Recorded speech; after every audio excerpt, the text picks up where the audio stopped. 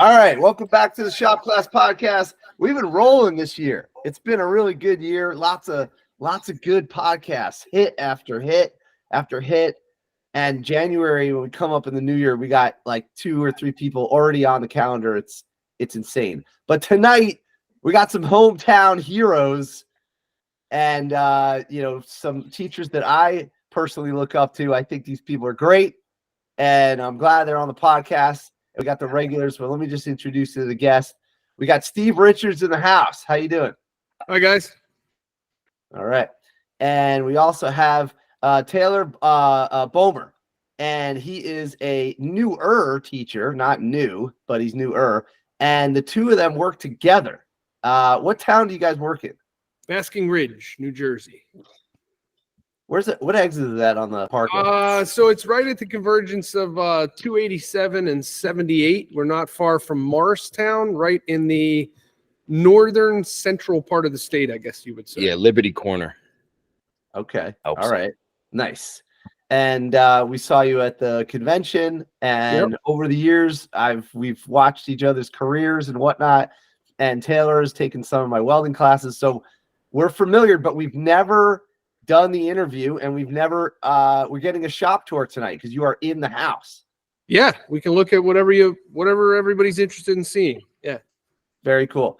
And just to give you a little round table about who's here, we got the regulars. Got Tim Zavacki in the house. How you doing? Hey, what's up, everybody? And Tim's he's going to present something tonight for material costs and whatnot. He made a little Excel sheet. It's pretty cool. Collaboration with these guys. And then we got Duke Lazowski, middle school, East Stroudsburg, Pennsylvania. How you doing? Good. Yeah. Originally from New Jersey, Manville, right in the center of the state. Oh, okay. Small town. It's like 2 square miles. Me and Zavacki grew up there. We didn't really know each other, but our parents, you're Manville also? Our parents did. Really? I didn't even know that. John's Manville, right? The insulation company? Yeah, John's Manville. My grandfather worked there. Yeah, so did my grandfather. Our grandfathers could have worked together. They could have got asbestosis together. Yes. Well. Wow, I didn't even know this. I've been doing the podcast with you guys for like 5 years. I didn't even know that. That's wrong because you just don't pay attention. No, I have no memory cells. They took that chip out. I'm like running on 8-bit or whatever that is. And we're lucky to be joined by all the way across 3,000 miles away, Roy Castillo. How you doing? Hey guys, it's exciting to see you. Hey Tim, hey Duke. It's nice meeting you guys. Nice. I'm doing well. I've been on break since Friday, and kind of just tinkering around, working on stuff I never had time to work on. Yeah, it's good. I'm excited to see your shop. Nice. You look like you're on break, Roy. You got that break look going on. He looks chill. You guys are on break for a week already? You got a 2-week break? Man, I came in here and I didn't have my laptop cord. I got everything turned on. I thought I'll check my camera. I had to unscrew the camera. The serial connection was disconnected. It was just that's been, if I need to do something, it's been like ADHD project week, where you pick up one thing and you realize like, wow, this is broken, and then I have a battery charger torn apart in the garage. Yeah, those are good breaks. Dude, I can't wait for a break.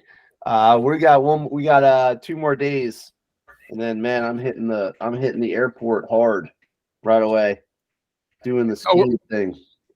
Going skiing, okay. Yeah. Doing the skiing, and out west. Yeah, I'm gonna go to Colorado. Can't wait. Awesome. It's gonna be awesome. Ron, you a terrain park kind of guy? What's that? You terrain park kind of guy, or we just in the slope? You know what? I like the believe it or not, I'm a snowboarder that likes moguls. I am weird. Okay. Interesting. But I want to make a board. Yeah. I had to buy a board. I didn't realize, but I've been riding the same board for 15 years. Wow. Yeah, and I don't know how, but it's still held up. I just got my first new board in 15 years. And, it's kind of nice. You get to a point in your life where you could actually afford stuff, You think the technology has changed to make that big of a difference? Probably, right? 15 years. You know, it's interesting. They said to me that the board, because we've been doing a lot of board episodes lately, they said that the boards were made better just a few years back. That's what the salesperson said to me. They said your board's probably going to last forever, that old one. The new one, maybe not. And I was like, oh, wow, okay. But the lightweightness of it, it weighs half what my board weighs. Yeah. Okay. Yeah. It's like golf clubs, but I still don't hit them straight. Yeah, it's not going to matter. It's really up to the user. Yeah, I haven't really progressed that much in like 15 years. I still just sort of do the same thing.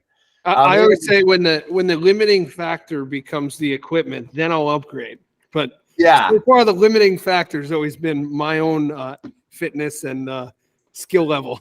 Yeah. Well, my boots were actually separating, and then the board, the edge is gone. So I had a full tune-up done on it, and also it's super stiff. It's way too stiff. So I got a flexier board and lightweight and shorter, so I can actually turn. So we're gonna see. It might improve some. You know, it's gonna make me look good. Hopefully. Where are you going? I'm gonna go to Colorado. That's cool. My kid's his lessons start soon, so I was holding out to buy a season pass because you can get them pretty cheap through the school. Oh yeah. Or if you have like a zip code 183 area code on Sundays, same day as a ski club, it's $25. So I'd probably save some money just doing the $25 because we have zero snow here. Zero. I know, dude. You know, and they make snow in Mountain Creek in Jersey, and they got opening day coming up, 23rd. I'm not going to be here though. But if you guys ever want to ride, I'm down. Yeah, I ski, but I'd love to go. Part of it's just fun. Yeah, I mean, we have a really good ski team at school too. You have a ski team. That's awesome. Oh yeah, yeah. They pretty well attended too. I mean, there's a lot of kids that I don't know how they organize it. I can't imagine, but and they go to the Poconos. Yeah, that's a lot of times question. they'll go lower New York State, Mountain Creek. Oh, they go to the creek. Yeah. They get on a bus after school and they go and do races. Let me know when you're going to the creek. Let's go. Yeah, cool. That's amazing. Very cool. Okay. All right. And Roy, you guys got a ski team out there in Southern California? Is it big there? Like 2 hours? We have golf team. Is golf big on the East Coast for athletic teams? Yep. Yeah. Golf's big. Yeah, I think so. We leave skiing and lacrosse on the East Coast. I don't think I've seen those out here.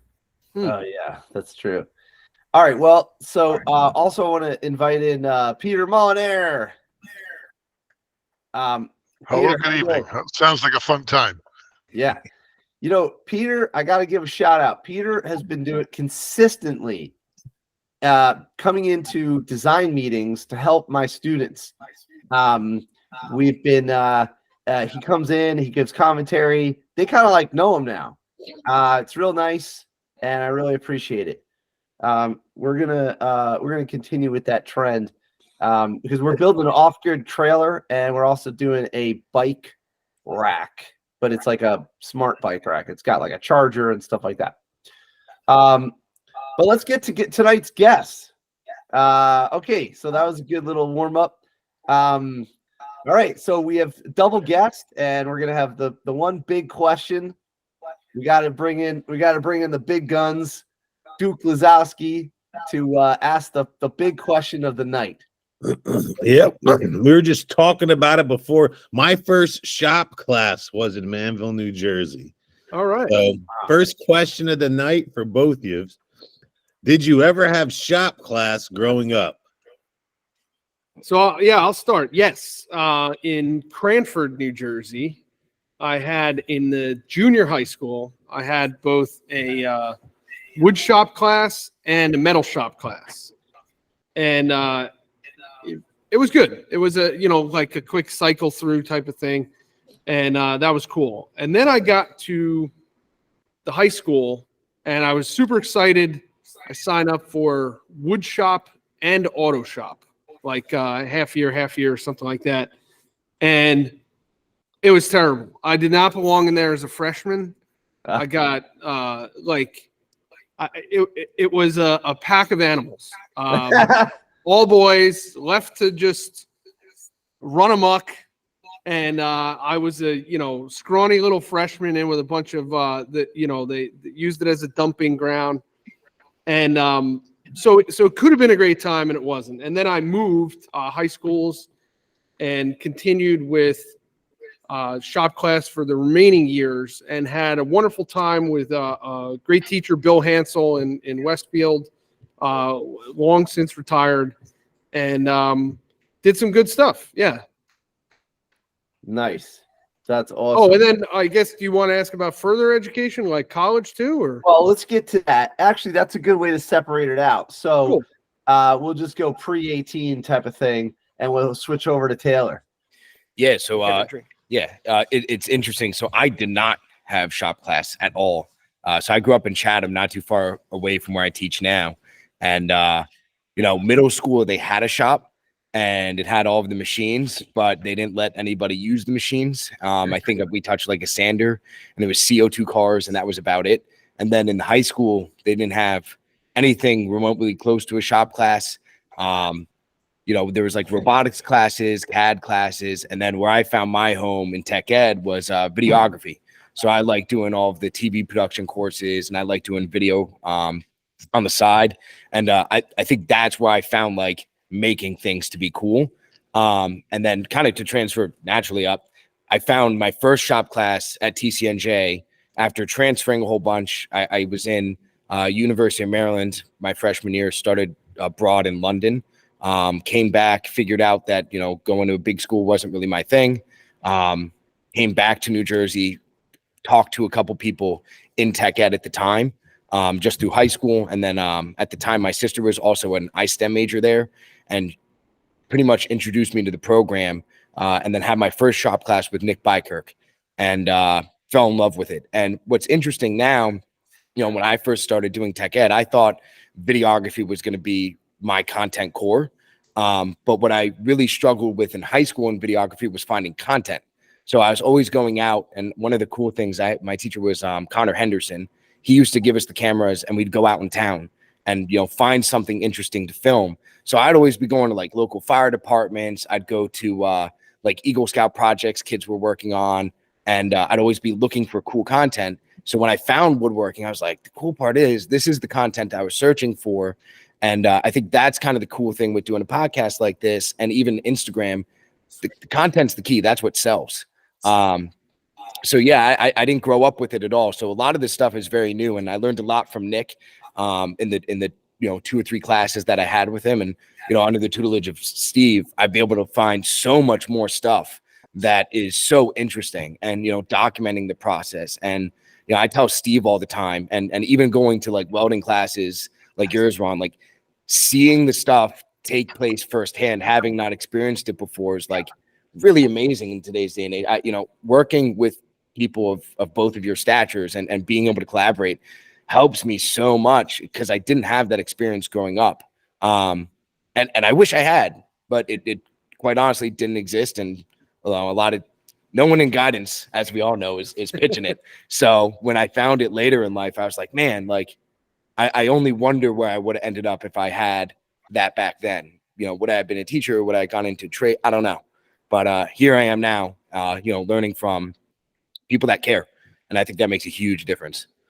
Oh, I really appreciate that. And I can relate, because the ironic part about this podcast, the shop class podcast, and that I'm a shop teacher, is that I didn't have shop class growing up. That was not a thing. It was not an option. I didn't even know it existed. And I used to just go hang out at junkyards, and I would just take apart cars. And then the junkyard guy thought I was always stealing, so he would grab my backpack and he would check it. And he's like, "Aren't you gonna buy something, kid?" Like that, it's really fun.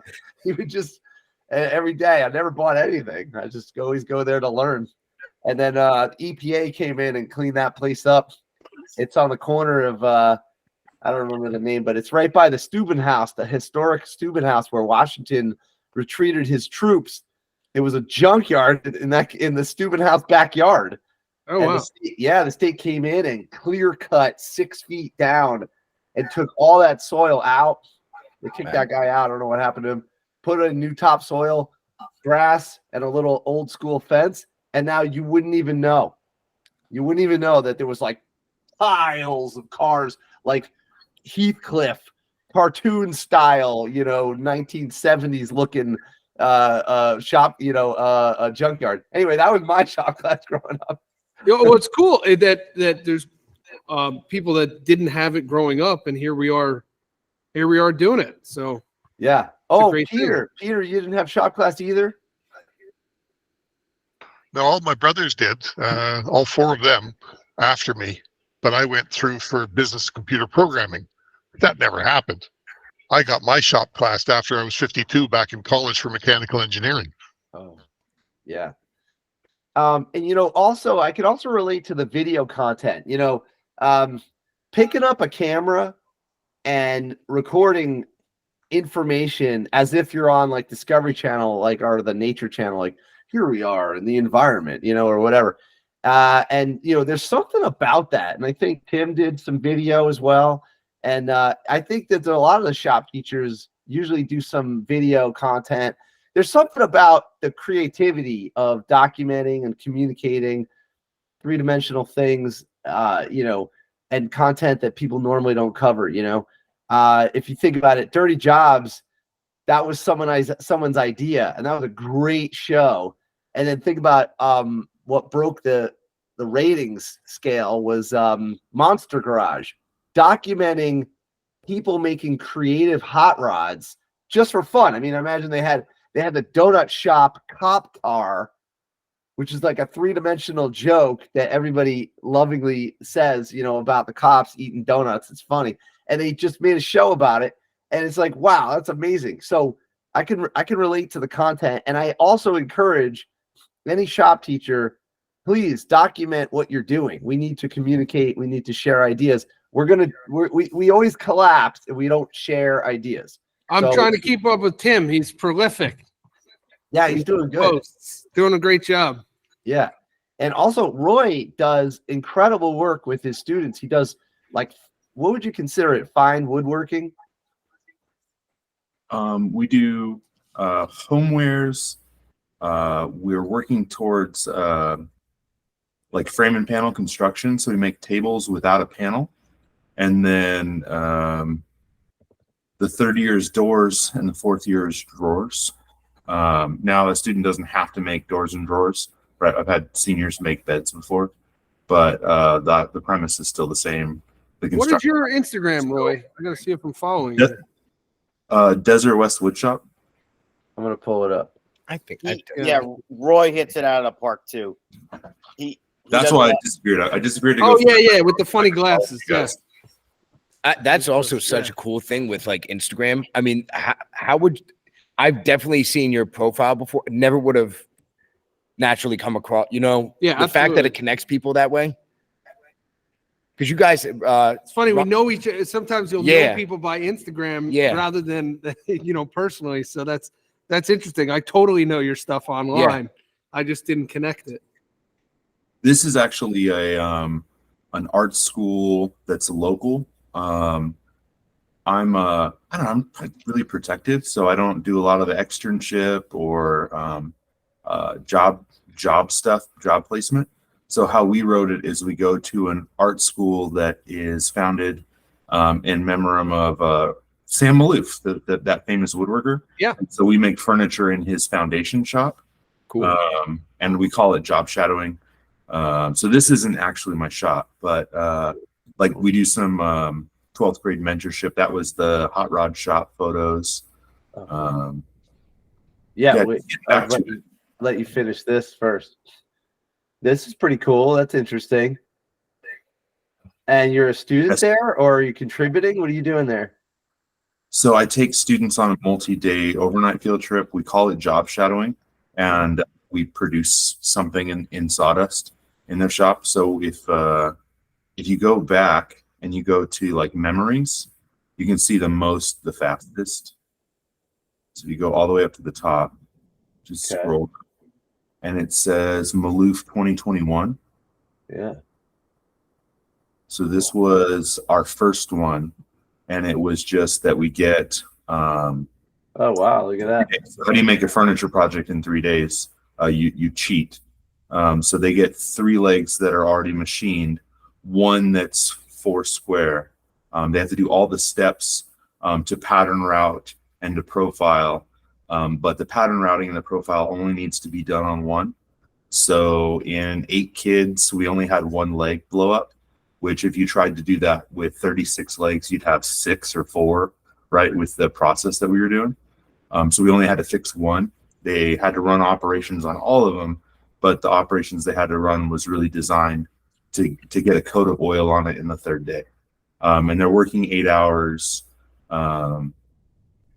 like they would in a production shop, even if it was a custom production shop. Oh, that's cool. It's a jig and you're on a radius. Am I right? Yeah. Yeah, if you look at Maloof stuff, there's not a straight edge on the entire piece of furniture. So like there's no reference face. It's the hardest stuff. Yeah. Wow. I know nothing about this. Who's Maloof? Sam Maloof, famous woodworker in I guess Southern California. And he was famous for the sculpted rocker. So if you look up the iconic Maloof piece, it's a really sculptural rocking chair that kind of envelops you, and yeah, the one down lower there, to the right, I guess there's a kid's version, is kind of his iconic piece that I think he's most known for. Right here. Yeah, the rocking chair. Wow. You can see these at the Smithsonian, which is more towards you guys. I wouldn't be surprised if there's examples in a state or Senate building in New Jersey. Wow. He was mid-century modern, so I think he gained popularity in the 60s and was like world famous by the 70s and 80s. Wow, look at that. He made it look like it's molded plastic, but with wood, and it's all clearly handmade. This is awesome. And there's a number of people that do reproductions and they kind of draw inspiration from it and do their own interpretation of it. Really cool. Nice. And could you just compare this for my own personal reference to Ray and Charles Eames? I really like their stuff, but I think that's a lot different than they seem more like artists that are into mass production, whereas this looks like an artist that's not into mass production. Yeah, I don't know that much of it. Does anybody know much about it? Is it Eames or Ames? Yeah. Yeah, Eames. Yeah, basically they came up with I know the famous Ames chair. Yeah, well the chair is a result of they came up with a plywood splint for the military. Stretcher. And it was like I think it was all of them. Yeah. And then they used that technique for their chair. And then they also were very creative in coming up with like interactive displays. Like they handled some of that Russian American diplomatic relationship after, during and to try and soften the Cold War, along with Disney. They did some sort of relationship thing. And they also did a lot of stuff for NASA. Yeah, they're kind of like bigger than just furniture. It was pretty cool. I'll pull it up.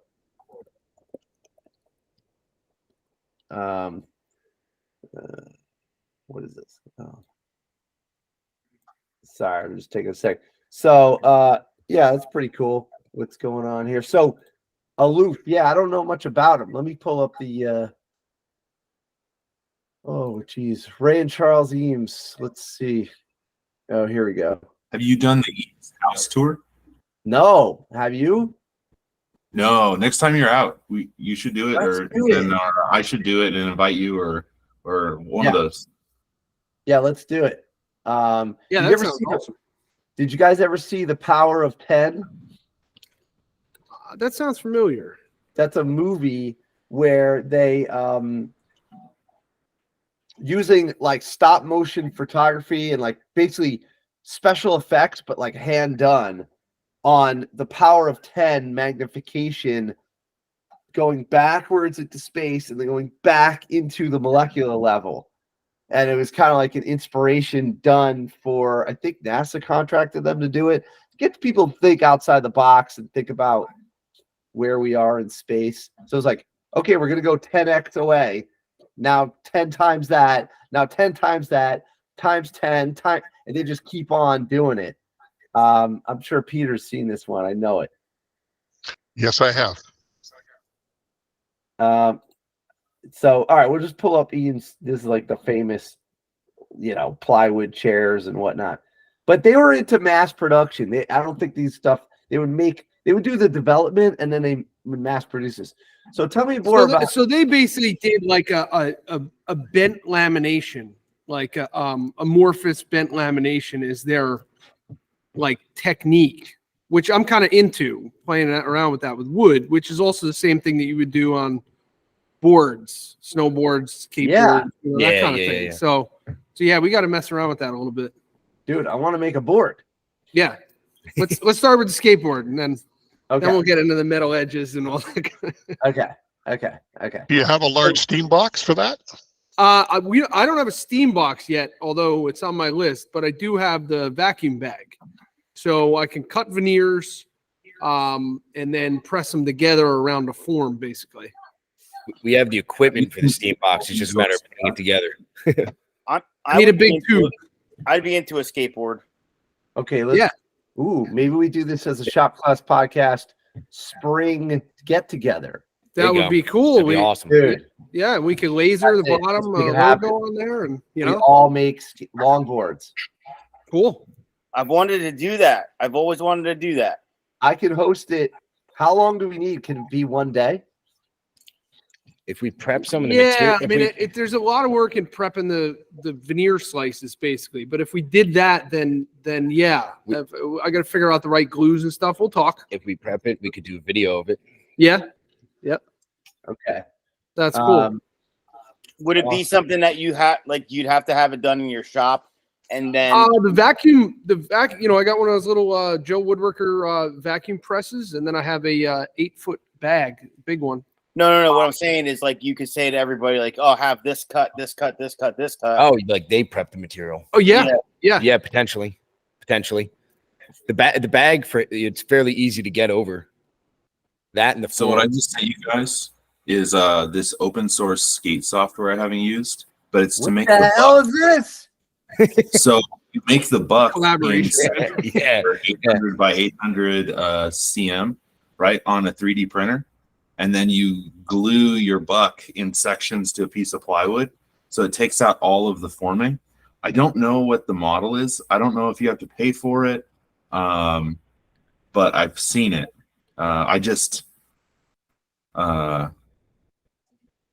That's where we have work is designated curriculum, right? And so breaking off to do skateboards is like what I do for filler projects, and so we have cold pressing and things like that as well. But you actually, if you can rotate or navigate around, you would 3D print that in sections on your print bed, and then just hang it all up on a piece of plywood. And then you can do it in like a mechanical press, which I wouldn't do. I would do the cold pressing with a vacuum bag. And then I don't know that you need to steam it,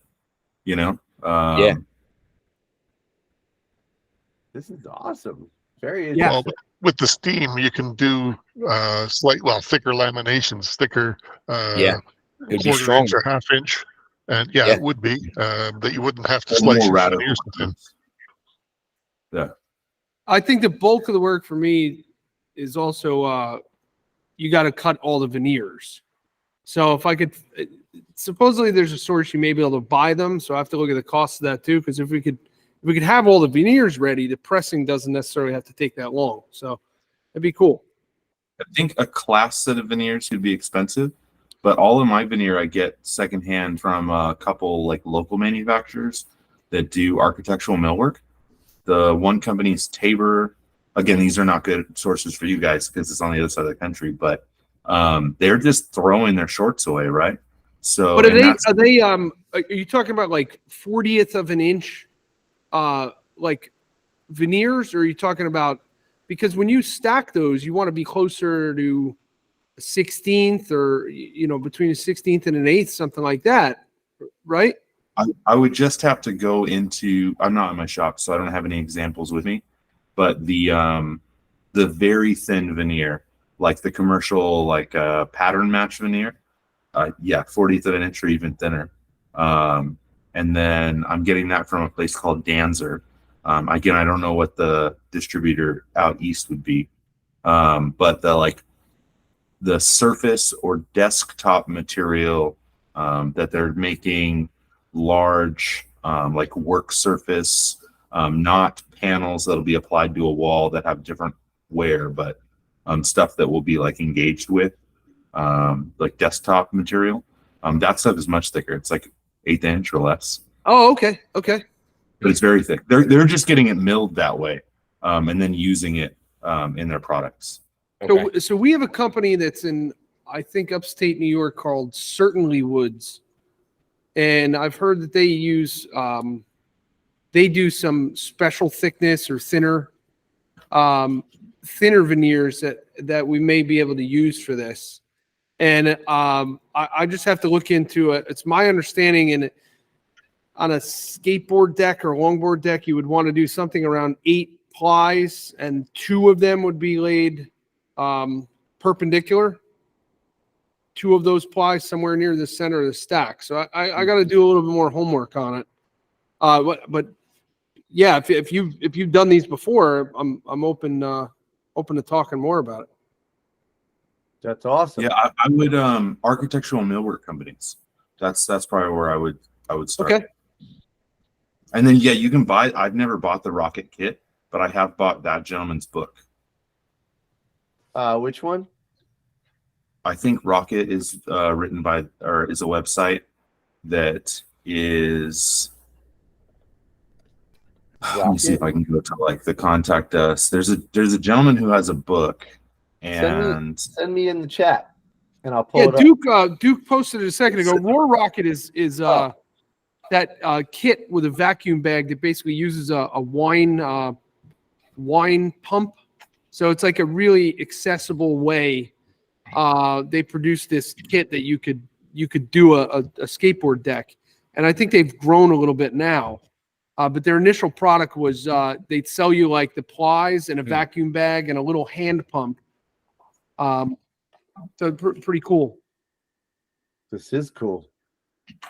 Interesting. if you wanted to get kids going on it right away, you can take that 40th of an inch veneer and do 3 or 5 laminations and have them blue tape it right to a tech deck. And as long as they strangle their laminates with blue tape, it'll come out pretty well. And then you just have them drill holes, use, like 180 grit, wet and dry sandpaper. And then they just get it. And then I've also done where they take like a little piece of like styrofoam and just go to the vertical belt sander. But I haven't gotten a kid to make a skateboard this way. All of our skateboards have been cruisers. The furthest I've gotten is a larger tech deck. Just because I haven't made it for them. Roy, when you say tech deck, can I just be like super naive? You're not talking about like the fingerboard tech deck, is it? Really? You are? So you're talking about making a tech deck this big? Yeah. Like with inches. The commercial veneer, the really thin veneer. It's the power of 10 smaller. Yeah. There you go, Steve. Gotta start small. Wow. Here's the teaching products. It's cool. Kits and multi-packs. Oh yeah, look at that. Yeah, how much is that kit? Which one? This one? The Yeah. kits and multi-packs. Virtual You builder. could probably also, don't tell your wife, but you probably could also just use the vacuum bag in the kitchen. Don't let it draw all the way down though. Like back it off. That vacuum sealer. Yeah. You don't need to get the glue inside of there. There needs to be no evidence that you've done it. Old school teacher's kit. You know, it's interesting. So you're saying like 3D printing a form. There's something to that too with back bag. Like one of the things that we've had is having the top like platen, having trouble holding it down and getting uneven pressure. If it's 3D printed and the filament doesn't have a good like the right bond, it would actually draw air through the 3D print. Right. So you get more clamping pressure. So, you know, that's something really interesting. Like, especially if you have a big bed. I don't know, man. Like that, you know, we have a couple. I'm curious about that because you could litany of printers. Yeah, we could do 3x3 sections and literally form the whole thing on a bigger scale.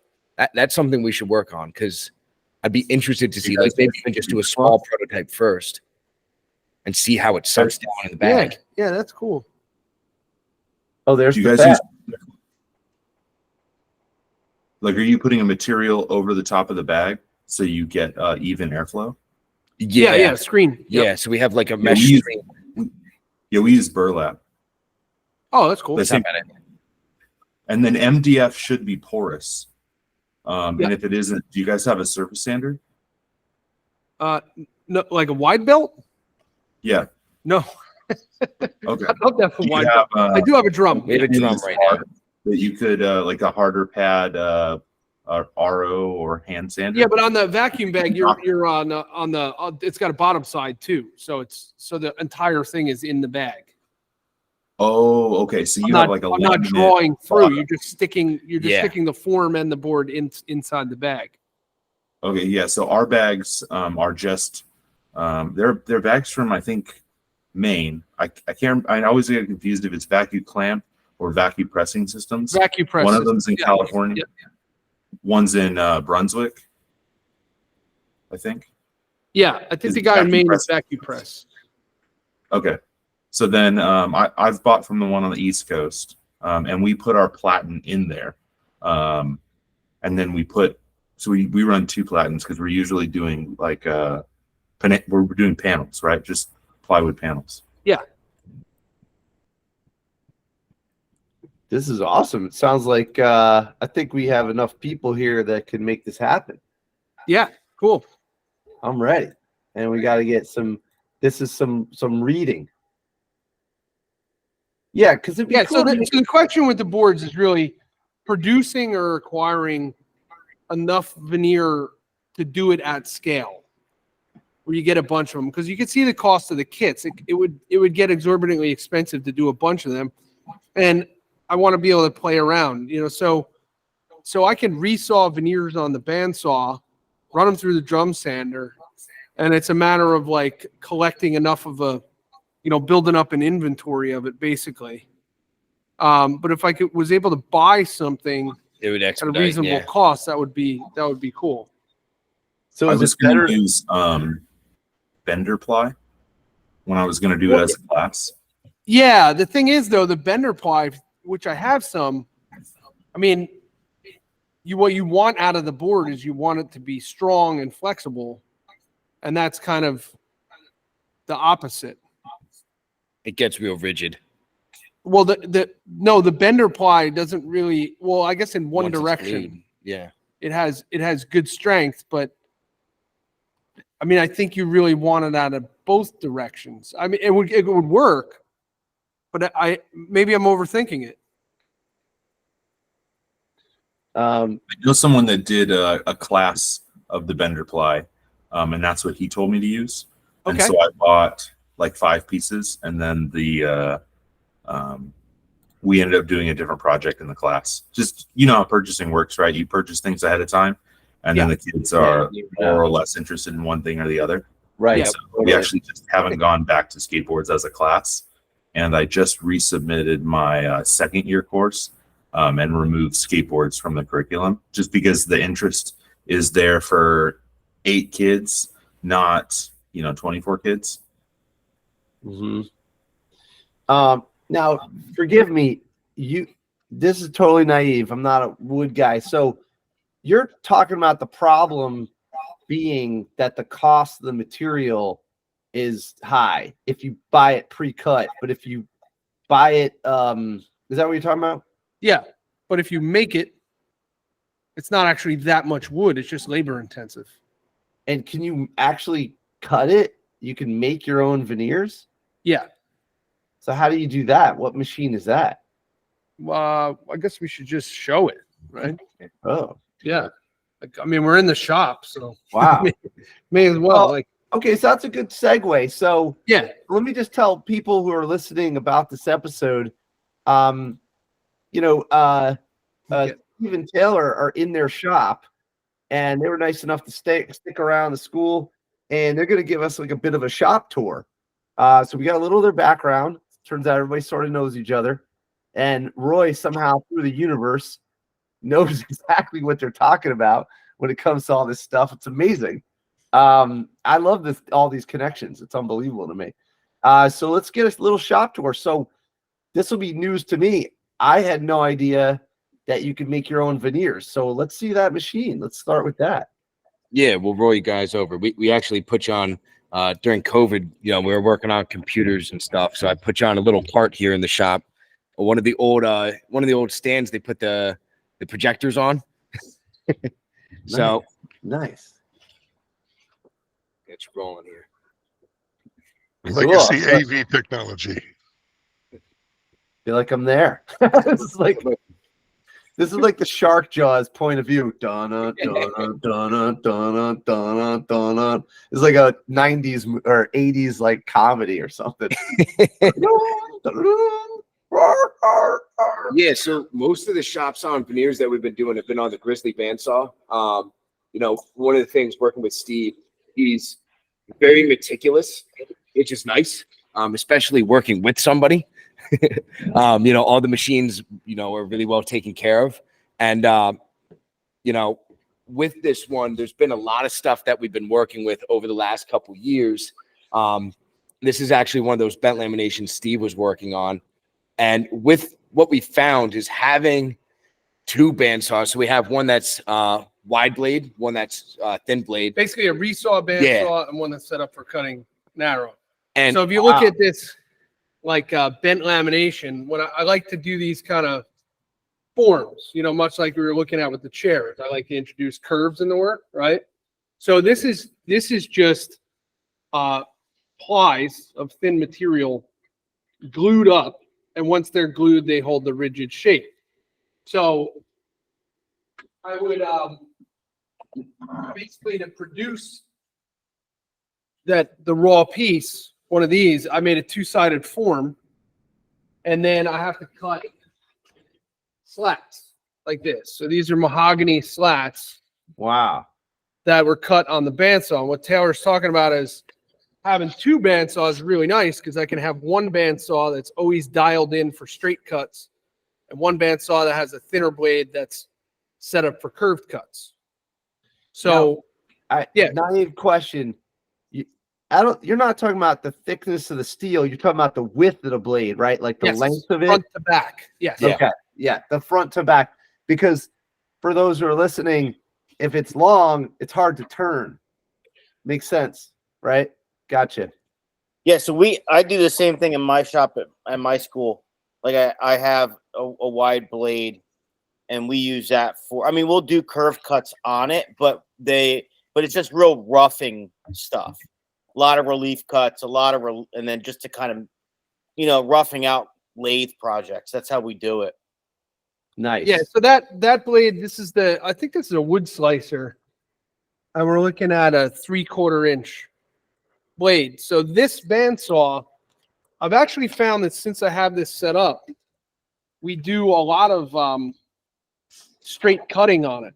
And one of the things that happens in every wood shop is that the table saw, if you're going to do setups on the table saw, you're constantly kind of monopolizing that one tool. And if you can, like, I jig up any straight cut that I can to do it on the bandsaw, and then you're not monopolizing the table saw. So it's really been good. I really play around with the bandsaw more. It was a process too, man. Like, when we started doing these, we were doing really wide sections of hard maple, which you can imagine trying to run through the planer was an absolute nightmare, especially when we get it real thin. So we probably got this down to like 1/16 of an inch, right, on the bandsaw, and then going through trying to plane it, ended up buying the drum sander because of that. But we actually made it, and again, playing around with vacuums. One of the things that Steve made was almost like a downdraft table, and probably has a different name even. But that original jig for the planers, when we first started trying to do this, once we got them down to 1/16 of an inch, a lot of times on the infeed, the front edge would pop up and hard maple going directly into the blades of the planer. Just, oh my God, I can't even imagine the sound. So not fun. Pete's rolling his head. He's like, no way. So we actually made, and I'll grab it real quick. Yeah, it's like a vacuum box. So basically it forms a planer bed, but then you put a shop vac in the bottom and you put slots. So right where it's going through the cutter head, it actually, I don't know if you can see that. So this is a hollow box, and the vacuum applies the pressure down here. And we just suck the piece down. Shop vac port. So this would sit inside of that planer bed. Shop vac would go here, basically have a chamber in the middle that sucks it down into the table. So it would eventually, kind of suck away that snipe. Yeah. Or in this case, just pure shattering. Yeah. That would be going on. But even with that, it was difficult. So the fact that we're able to get it down to 1/16 of an inch, and then go right to the drum sander now. Now, obviously, that also has its kicks too. It has been really effective, but it's the same thing. It's just a matter of time. You're probably doing on wide boards on the bandsaw, a couple minutes every cut, and then you're sitting at the drum sander for a while. So it's doable, but Yeah, so it's just a lot of work. I think actually This is you cool guys way would be if making- somebody had one of those wood misers that was really dialed in, yeah. or some automatic machine to process it that could slice off a bunch of thin veneers, big stack. That would be cool. Wow. So this is you guys making your own veneers down to 1/16. Yeah, shop Super sawn cool. veneer they call it. I never even Oh, we thought could about actually. It's a good segue into the. I got my a vacuum jig out. You ever seen one of those? No, yeah, go for it. Yeah, I've never seen them in person. While you're getting it set up, Roy, have you done your own veneers? Trying to think. We had a power feeder at the community college I was in, but I never used it for any projects that I had on a bandsaw. But I did help students run it for the bent lamination class. They now have this. I don't think I'll be able to find photos of it, but they've got it's got the same setup as a wood miser, except it's got an in-feed and out-feed roller. That's what they've replaced that power-fed bandsaw with. Yeah, I'm just still thinking.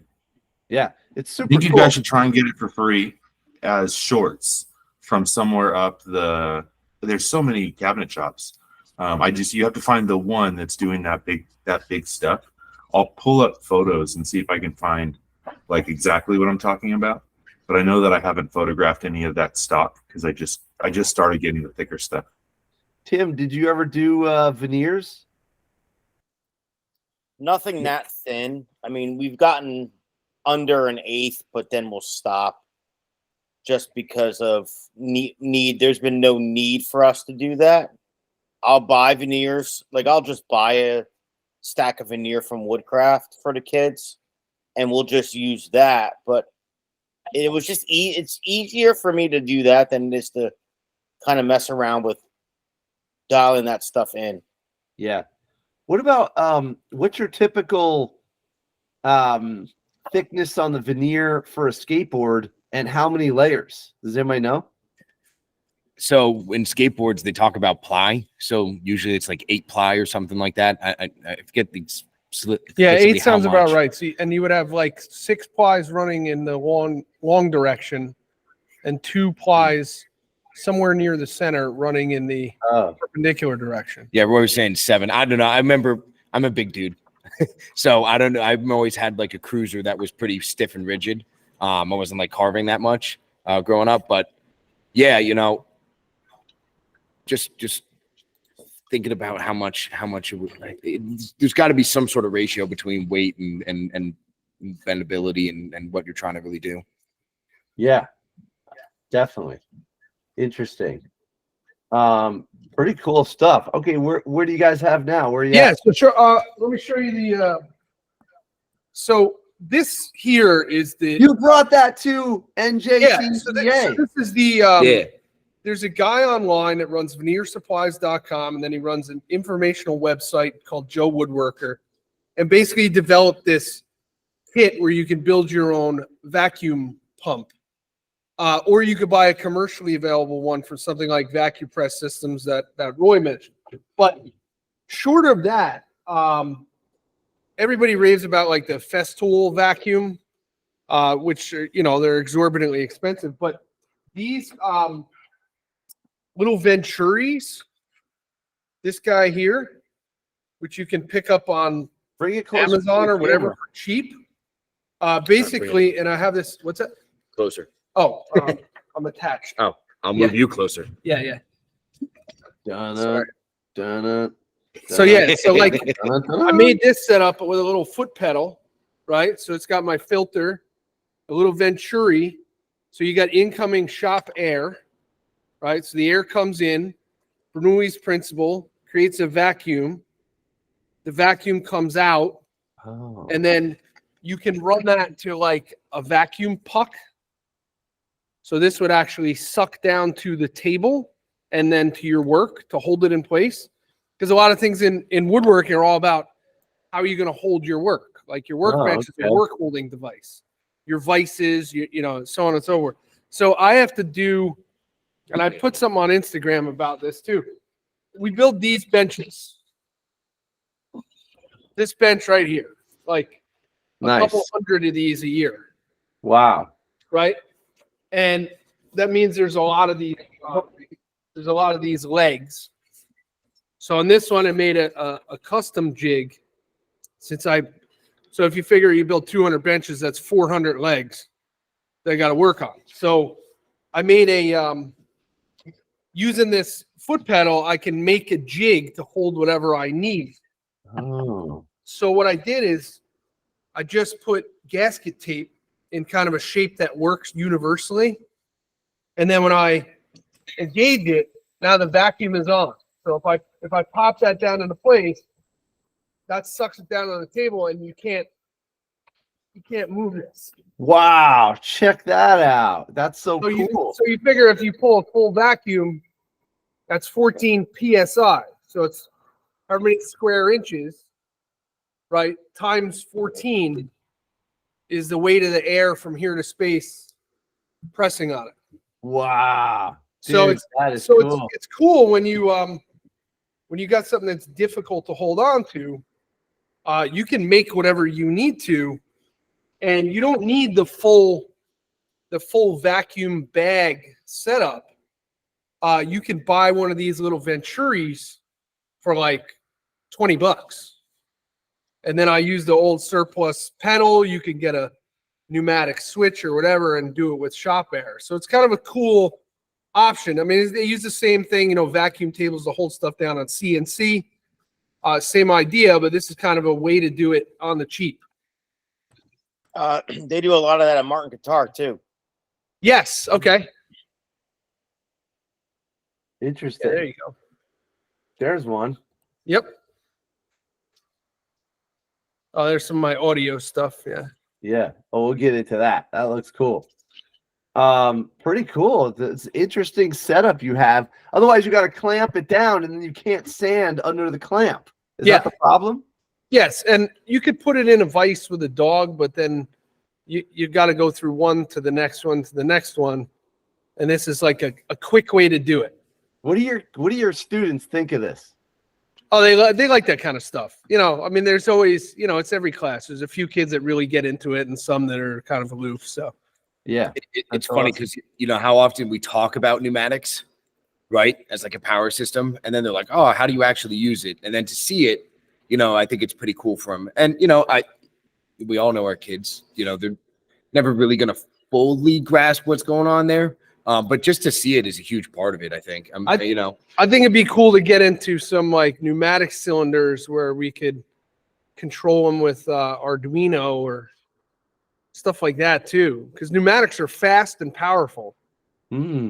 Whereas hydraulics are powerful but slow. So Mm. I don't know. Taylor's the expert on that. You know, while if you want to continue this too, I Yeah. mentioned kind of the topic of work holding, right? Okay. So I have in the shop here, I got set up a old school, one of the original work holding devices. You guys know the shapers? Okay. Yeah. I used this when I made the handle for an axe at There you Maker Camp with the draw knife. Yeah, exactly. So I just actually made a couple of those, but that's really what it is it's a work holding device. So it's just a clamp, using your feet to press down. And this is kind of cool. So I was going to build one, and then I started looking for the plans online. I really want to do the Brian Boggs spoke shave at some point, but when I started looking online, there was a guy who was just selling one for like under $100. So I just picked this up, and I've left it in the middle of the classroom with a draw knife, and the kids can just kind of play around with it. And it's been pretty cool. But again, it kind of follows that theme of like interesting work holding device. I think this is great that you're showing that. Up at Maker Camp, they really went wild with doing the draw knife. It's called I think it's Bastion Head is the guy who That was Tracy and Katrina. Yeah, Rings a bell. Yeah. so good. Yeah, we I went to one of his workshops at the woodworking shows. Oh, there that's you go. cool. Yeah. And that keeps people busy for a long time. Yeah. Yeah, it's cool. Kept me busy. Actually, Duke's laughing. We lost Ron for like 3 days. Yeah, I was gone. And an axe. I did this for hours. Anything will keep Ron busy. Well, it's cool too because you could sit one of these outside and like enjoy the fresh air and just make shavings. Like it's fun, kind of cathartic, Mm-hmm. Totally. And you got to make it fit into the axe, and so you got to spend time. It's not like so easy. You really got to spend time working on it. That's a great idea. I've actually never seen one in a high school. You learn a lot about the grain of the wood too, and the way the fibers lay, and it's a good exercise in kind of understanding the wood a little bit more, because it translates the way a draw knife cuts to the way a plane cuts to the way whatever. Because you could actually feel it when you're cutting it on the draw knife. Yep. That's really cool. And you could start with logs, so it's free. Right. You can start with anything. It's a great idea. I really like that. Have you reached out to Tracy? Have you ever? Oh, you said you took a workshop with them, right? Yeah, I just took one of the workshops that he offered at the show, and it was pretty cool. I liked it, but I didn't connect with him outside of that. Oh, he's on Instagram. Cool. Okay. Yeah. Where was that you took this wood shop? So the woodworking shows does a show. Tim, I'm sure you go, right? Every Over in Edison. Yeah, that's every like February. We were all gonna go, but we had something come up. Tim, you might have went. I went. I went there. There was one in East Rutherford for a while. I went there. They have seems like every couple years they change the format. They have some other things going on that they don't usually have. And last year, Katrina was doing a carving thing with Arbortech, and Tracy was doing something with carving spoons and axes and things like that. How have you guys like the Maker Camp?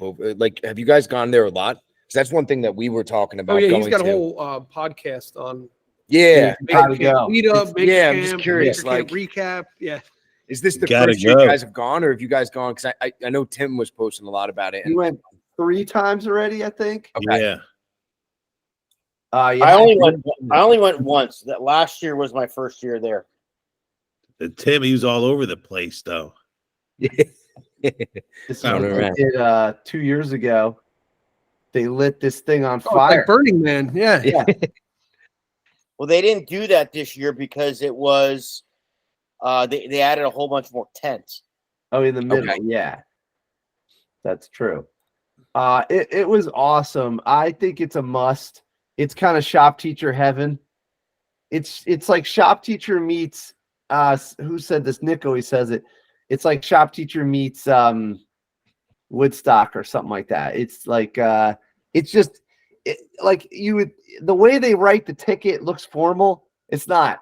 Just go, just grab some material and just hang out and make something. They don't stop. It could go to 2 a.m. You could be hammering on iron till 2 a.m. You could do you could go get something to eat and then and then just go back to an open forge at like 2 a.m. and you're like, all right, cool. And you like hammer out something. Cool. It's a blast, dude. It's absolute blast. You guys got to go. Yeah, look at that picture. There's like a 20-foot bonfire in the background, and they're still building axe handles. Yeah, I love it. yeah, it was incredible. That's the end result. Jesus, look at that. Wow. Yeah. Yeah, good clients. And Should we show you around the shop a little bit more too? While yeah, we're on this 100%. Let's do it. setup here.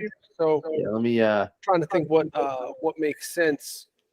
So I'm a hand tool guy. So we got a 40-foot by 80-foot shop. So it's a really nice size. And for those of you that don't have the luxury of having one of these bench crafted, the leg vise.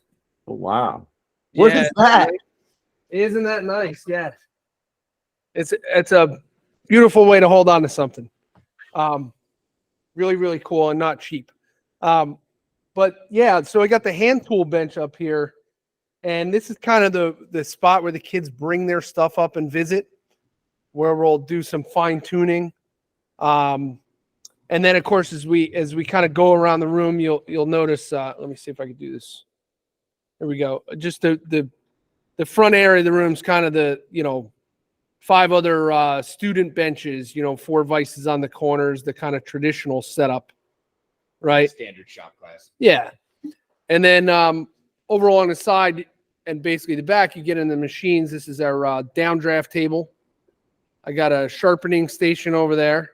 Wait, I got a could do a whole question about the podcast on downdraft sharpening, I table. think. Sorry to interrupt. What's that? The downdraft table. I got a question. Yeah. Where's where does it go to? It goes to a filter or it goes to Yeah. ventilation It's actually the same thing. These guys, the air filters, Oh, same concept. You draw air in, run it through a filter, and then They just got back out. okay. And is it 3-phase? This is not, no. Okay. Because we have one and it's not hooked up yet. And then also, oh, I see. Yeah, look at that. Interesting. Yeah, okay. That's cool. But obviously the ones for metalworking are going to be just a little tuned to that. This is meant to catch sawdust. Right. Yeah, and you can't mix them. Yeah. Right. But then another thing we did in the shop here is just, and this was actually, we started doing this Frank Cacaval, who is the, again, heavily Executive involved. director of the NJT. Yes. And then Nick Bykirk also works in the same district as us Oh. at the middle school. In fact, I was in the middle school shop, and when I moved here up to the high school, he came over and took that middle school position. So we got some heavy hitters in house. But so when Frank was here, we started, and Taylor and I have continued putting in these the like pallet racks from Uline. So when you run out of space in the shop, the only place to go is up. Yeah. So when you look at like making those benches and also make these, if you could see it there, that step stool, we started doing a bunch of those. We could put a whole bunch of them up on the rack and storage for the kids' materials. Our wood collection, all that kind of stuff has been really cool. So it's definitely neaten things up around here. Yeah, when I first came in, it was a set of uppers and lowers, and just repurposed kitchen cabinetry. And I remember being like, "Where the hell do they put everything?" Yeah. Because I can only imagine like how many, and it's been night and day in terms of storage. And even going around, we play around with more hardwood storage. And I know one of the things that I've been into, and I think we talked about it before, Ron, was like milling lumber. So a lot of the lumber that we get that's live edge, we've been storing up on these racks. And one of the interesting things is it's easier to access, and all of us know like breathing and giving it space. Just easy. So yeah, like Great. having the pallet racks, you can kind of see like the wood's able to breathe all the way around. So you don't got to worry about stickers as much. And doesn't always affect the projects, but something a little bit different. Nice. That's awesome. How tall are those ceilings? Pretty damn tall. All good of yeah. Yeah. And That's awesome. kind of a funny shop thing too. So my dad grew up, he was a printer. My whole family was in the printing industry, Sentinel Press in New York. And when his business was going out, they ended up selling it. The one thing that I took was one of those industrial stairs, like these drop downs. He's rolling over. One of these guys. Yeah. So it has been night and day too. We don't have to bust out a ladder every time to get to the top shelf. Well, So when you guys talked about the workshop safety episode, there was a lot of talk on ladder safety, and I was like, "Oh man, you got to get the rolling stairs." Yeah, and just to paint a picture, so my dad at the time didn't have a truck. We had a old 2003 Honda Odyssey, and we put this thing on the top of it. People must have been looking at us driving back, from over by where you are, Ron. Like, what the hell is going on with this guy? But Royce pointed out. We put up. We've been trying to spruce up the shop. I actually, the Festool sign you guys saw. I contacted them and they sent it to us for free. A couple companies didn't. They wanted us to purchase it, but they sent it out to us. And then I also picked up one from Steel. And then I had to put up a bin for tools one, which is always funny because the kids are like, where is that from? They have no idea. But anytime there's an observation, administrators are like always pointing it out. They like it. Yeah, I'd like to get more like Milwaukee, the wall, just the stuff to put up on the walls, just to spruce it up. Yeah. Like in the athletic department, School time. Yeah. We should get this school time. The athletic department always has, like jerseys and memorabilia and team photos and stuff. And I feel like the wood shop and metal shop people, we probably neglect it, but we should probably make sure that we put stuff on the walls, inspire the kids. I mean, they're more likely to make a career out of what we're teaching them than, some kid being on playing shortstop for the Yankees. It's like a very unlikely scenario. Although I encourage them to try. More likely. Did you want to show? We're actually working. We're trying to get going on our branding here. Yeah, honestly, like after seeing you guys with the shop class podcast brand and working on that, we've been talking about it for so long. There we go. And we've been trying to get that's where things should be going. We're designers. We can put it together. Yeah. We've been playing around with one of our coworkers too, Mark Dada. We've been playing around with a couple of different looks. But you know how it goes. Like once you start experimenting with one, I think we have like 50 different iterations of one design. Yeah. And all just like small little changes going back and forth, trying to figure out what looks nice. But one of the nice things for us even too, we have a big bay door in the back, like even branding that and kind of making it a staple in the room and in the building where people know where we're at is huge. Because I'm sure even for you guys, being a shop in the corner of the building, we end up being in that little island as we've called it before. Yeah.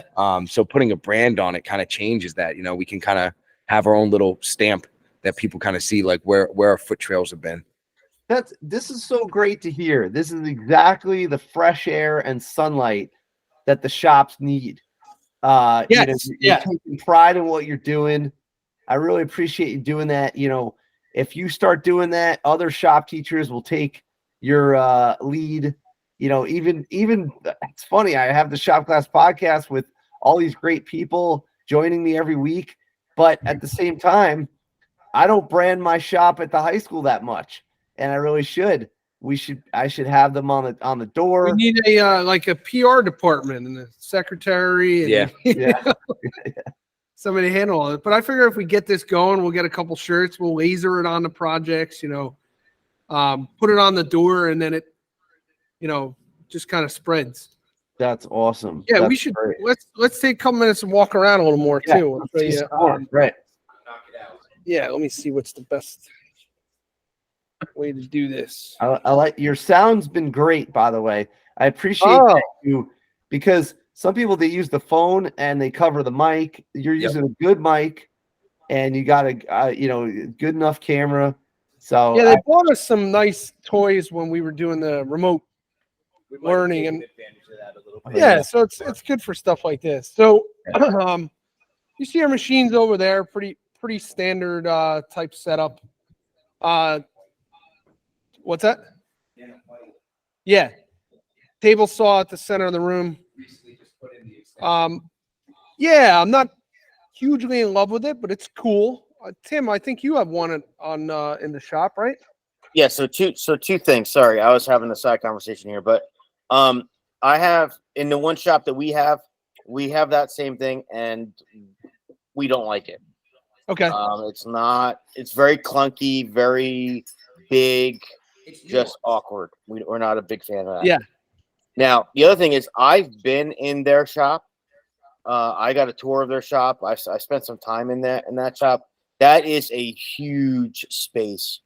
And I don't know if they're even going to get into it because because of other things, but they have so many other rooms too next and a part of that room that they just do so many cool things.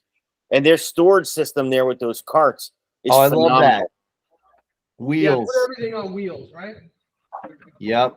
These are all kind of docked together, messy now, but it's nice to have be able to just move them around and reconfigure stuff. Well, not even for that. Just just being able to literally move them flat out of the way to do something temporarily is a great. I wish I had that. Yeah, it's really helpful. And Tim's right. Like, honestly, as a new teacher, one of the things that really was attractive here was how big the shop was, how well kept it was. Our lumber storage, we have a loft. You can kind of see the stairs over here that go upstairs.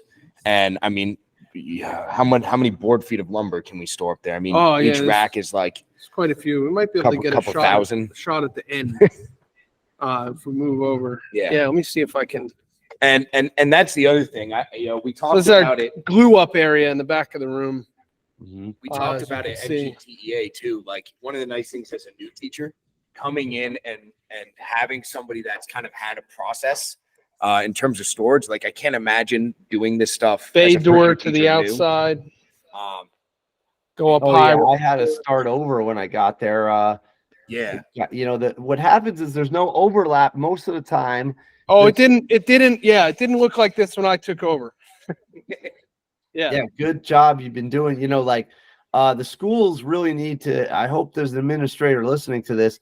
The schools need to really have an overlap. You can't have a 40-year veteran take off, you take their keys, shut off their email, and then all of a sudden pull in a new guy. It's like, dude, why would you get rid of 40 years experience? Have them overlap by at least a year. Just at least absolutely. A year. Yeah. Well, we had that at my school. There was a big overlap with the facility, but everything a lot of the things that were established at the time were very inefficient. And I came in and changed some of the workflow and projects, and that seemed to be a big help. Now, in turn, cleaning up some of that mess, organized, some other things, but made room for my own mess that I bring in and my own chaos that I bring in. Yeah. Because we all do things differently. And Wow. Just Cool. understanding that's like cool. why I'm doing things differently works in this scenario or doesn't work in this scenario. Yeah. You know, So what I have on the camera there is just you know, some of the storage solutions. Like I go to Shorts. So I try not to call it scrap. Scrap is the stuff that gets cut up, you know, on the bandsaw that gets burned for firewood, right? Because at the end of the day, at least it's fuel, right? No, it doesn't need to go in the trash. Shorts is anything below 2 feet, and then we'll go to the standing racks back there is anything like 2 to 8, and then everything else is on the rack, and then of course we got plywood storage as well. So getting, you know, having an inventory of stuff and storage is really kind of key to making a nice workspace. And yeah. I'm only going to touch on it because it's out. But the one cool thing is having the two of us in here. We're able to dabble in such different parts of woodworking.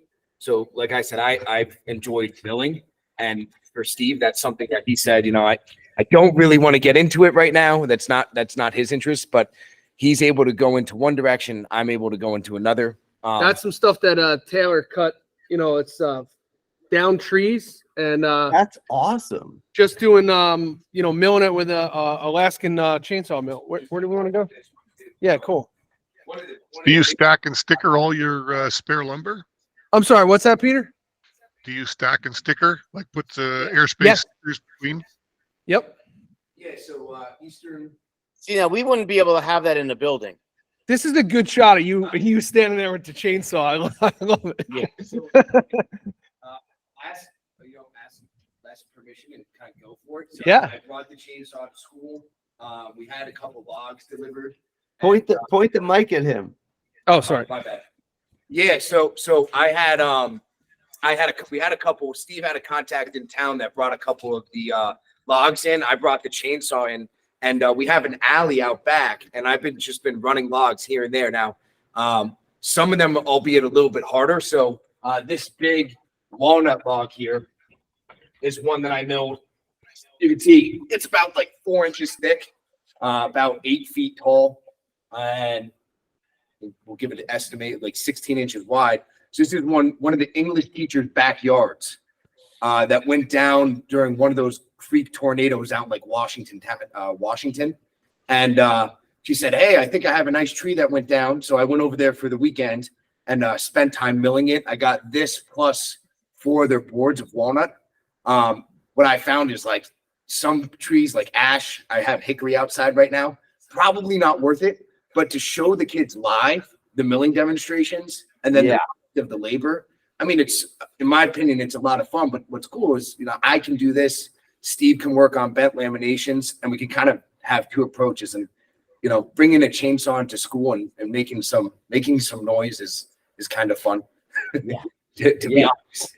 But That's one of the things we play around with too, is get the kids in here, like just do stuff at lunch. So Taylor was doing some welding. Just good. make welding during lunch, like, and the kids can come and go out in the alley and, you know, do it outside, and then do a chainsaw demo. So it's like one of the ways we kind of broaden our horizons a little bit. roll it this way. All right, yeah. This is great. You know, I mean, it might sound silly or naive or something, but like the idea that it goes from a piece of like a down tree to like an actual thing that you can use. Yeah. I don't think that is very obvious to new generation, and even including myself. Like I didn't do any of this stuff growing up, so whenever I see this, I'm like, wow, this is really amazing. You could just get a tree and you could slice it up, and now you got yourself the wood you need, and then you could bring it through, like you process it, you know. It's very cool. And any kid on the fence about wood shop, and then they hear the chainsaw going, I mean, geez, that's got to be like a magnet to all the cool kids in the building. Oh, dude, I mean, it's huge. You know, it's part of I also ride a motorcycle to school. So, you know, I'm always trying to keep the vibe looking cool. It helps sell. But yeah, you know, it's fun. And one of the things, and I teach robotics too, I tell the kids a lot, like, you know, all these projects, there's a lot of hands that go into them.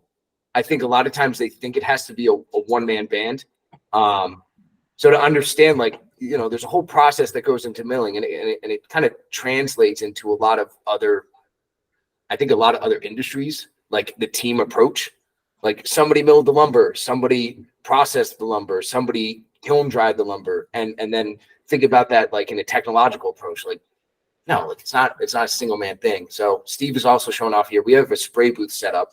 Yeah, we it's kind are of hard to get in here. We are really lucky to have a full spray booth with makeup air. So we're spraying lacquer off of a pressure pot, so I don't have to refill all the time. And this is the gun we're using. And then basically I go through, we go through with the kids how, you know, what the process is and so on. And the beauty of lacquer, which is actually something that I found when I talk to other people, other shop teachers around the area, finishing's a really kind of a not well understood topic. There's a lot of disambiguation in the industry about what's a shellac and what's a varnish and what's a lacquer and how do they work and how do they dry and how do you apply them. But the beauty of lacquer is that it goes on fast and it dries fast. The caveat to that is that it's highly flammable and you have to spray it in a spray booth. So luckily we have a spray booth, and there's no way we could finish as much volume of projects as we do if we couldn't spray them in a fast drying product. Like if we had to brush on polyurethane and wait 6 hours for it to dry, that's not happening. In a dust-free atmosphere. Yeah. So with lacquer, we can spray in here. They put it on. We converted this old baker's rack, basically, to hold flat pieces. And this is an old, I think, a ball holder for from Jim. Yeah. And this stuff kind of worked for us to just, you know, put things in here, and this stuff dries basically in like one period. So, and then the pressure pot I set up because we just spray one product. So 2.5 gallons of lacquer goes in. You come in, you turn the gun on. I usually adjust it periodically for them, and it really works out well for getting a nice finish. Wow, that's cool. How'd you set up the booth? Is that something that was bought, or did you guys create that? It was here, and it's my understanding that I think like sometime in the 80s they actually had a fire. It's funny, when I started high school, the center courtyard of my high school was the smoking lounge. Smoking area. Yeah, so you went and smoked, teachers, students, principal, they're all out there smoking cigarettes. But it's my understanding that there was a fire here like in the 80s or maybe early 90s, something like that. And it may have been as a result of, I mean, what better place to smoke than a perfectly ventilated room. But it's highly flammable stuff. So that's when they came in with an elaborate design for the whole makeup air system and modernized. And it doesn't look that modern, but it's pretty good. So that's cool. Great. And no fires or accidents on our watch. Yeah. What are we showing here? Well, I just think, like, again, just to show the space. Like I said, we are fortunate to have, like Tim said, a lot of rooms by nature of our classroom. So this is one of the back spots that we primarily use for storage, but it's taken a couple different. Again, it might not look beautiful, but it is space, and we know how important that is. This is a spot that I've been doing the welding out of, Ron. So I keep all of the welder stuff in the back. I'm just concerned of, fires for, new teacher. I'm always like on top of that, covering my butt, making sure I'm thinking of things. So I got welding screens back here. I do have a multi-process welder in the back waiting on gas. And this is something that, Steve and I have been kind of recirculating. And across the side here, you can see we have a whole bunch of Chromebook carts from our school, which has been awesome. So if your school has gone one-to-one and they're getting rid of them, we both highly suggest stealing these from the garbage.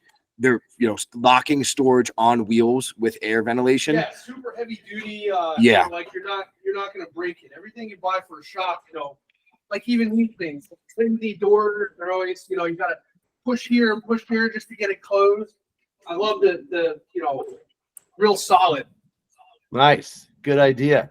Recycling that's good. And go ahead. The only thing I was going to show back here too, and we talked about it before.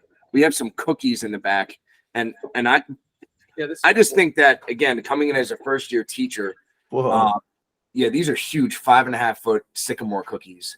They're 5 inches thick, 5.5 foot diameter, just to give you an idea. Yeah, these are things me and Steve plan on working on, but for a kid to work on it would be a little bit unfeasible in the time that we have them. But one of the things that we got a lot of feedback on is when we work on things, the kids appreciate it. And so I just think it's, as a teacher, you're afraid to, at least I would say as a new teacher, you might be afraid to utilize your resources. We paid for them out of pocket, but we're working on it while the kids see that. They get to see the process, and they get to see something that is beyond what is in their reach. I don't know. I just think that's kind of important to touch on. Yeah. Well, let's work off of that. You should show them what you're working on, and I'll show them what I'm working on. Yeah, that's good. Ron, you were going to say something. What's up? No, okay. So while you guys are readjusting, and first of all, I want to highlight what you're saying, that as a teacher, it's kind of different than being like a math teacher or English teacher, right?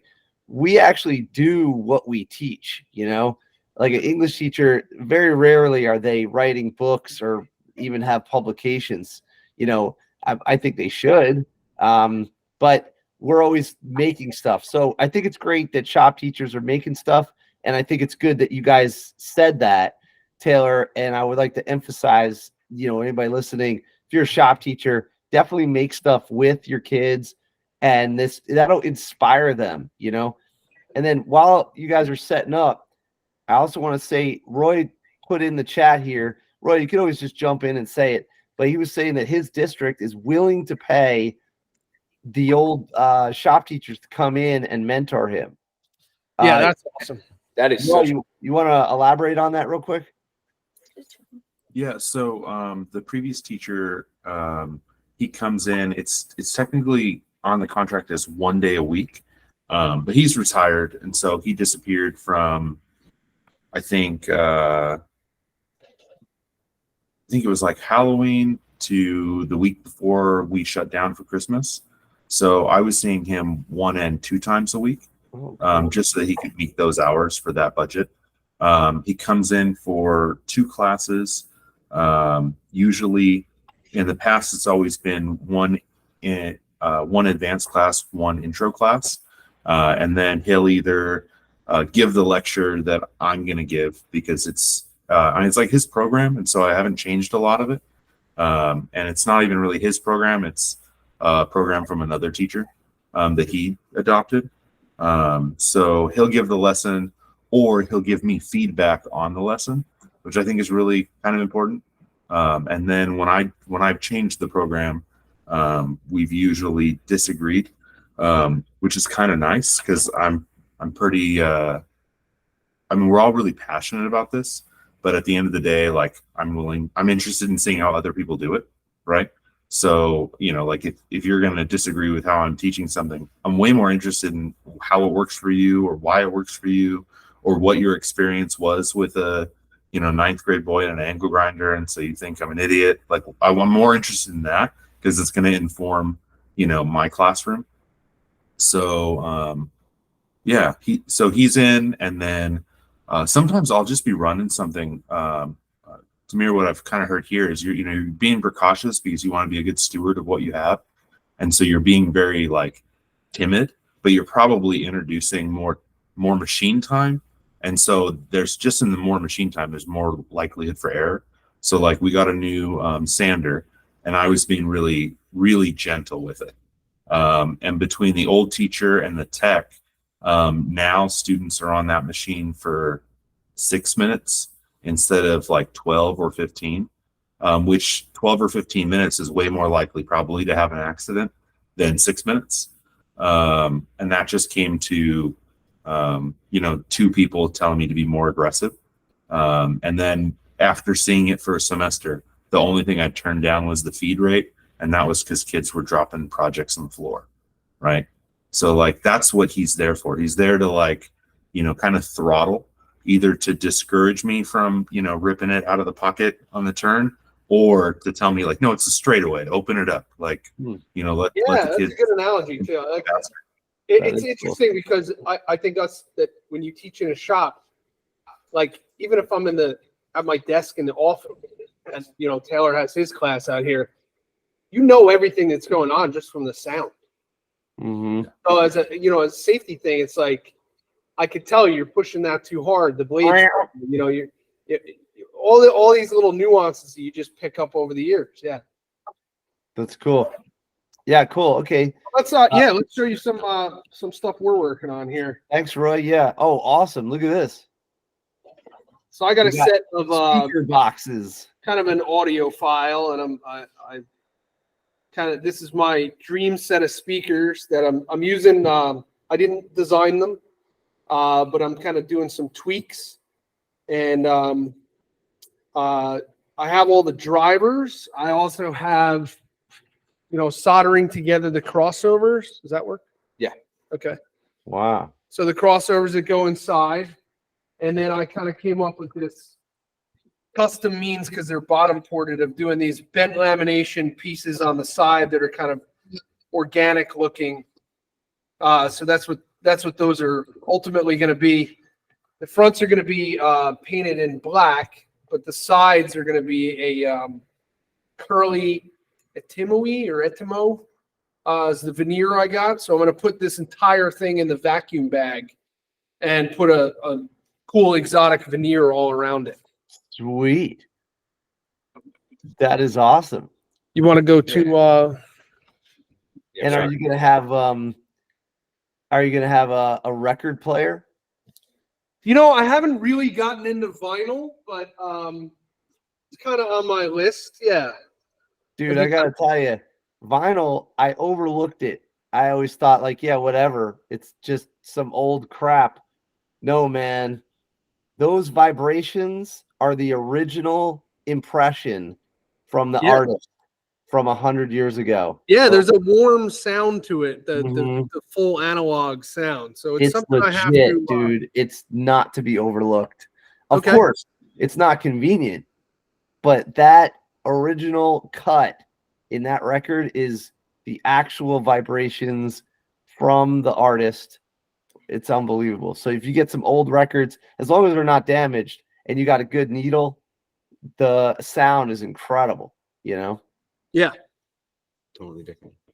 Yeah. Yeah. So while Steve's showing off, I'll show off what I'm working on a little bit. So, Steve playing around a lot with there you go. Playing around with a lot of veneers. Granted, I don't have as many years in woodworking. But I just kind of piggybacked it off and did a cantilever, kind of like a couch table, like I guess that's what you call it, sit behind a couch. Sofa table. Yeah, Sofa sofa table.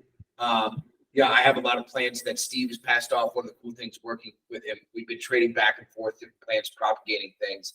So I plan on putting a lot of plants on here. We're playing around with veneer work. I don't know. I thought it was kind of cool when we think about veneers. You're covering up wood and not trying to really show that you're covering it up. So I figured it would be cool to play around with and carve with a power carver, Dremel, flap sanders, and to kind of carve through it and show like, hey, there is a different texture of wood under here. And again, just kind of get involved in the creative process and kind of see where it's going. And originally I was trying to shave and use like a bowl scrape just to get through the veneer and give it a little different texture, a little different contrast. But it was interesting for the kids to watch because I didn't really know where it was going. I was just playing around with it. And it worked horribly with the bowl scrape. The veneer was like splintering. I was trying to get through the glue and the glue was pulling out and it wasn't clean. So then I ended up carving it, didn't like the way that it carved. And again, it's, working while the kids can see it.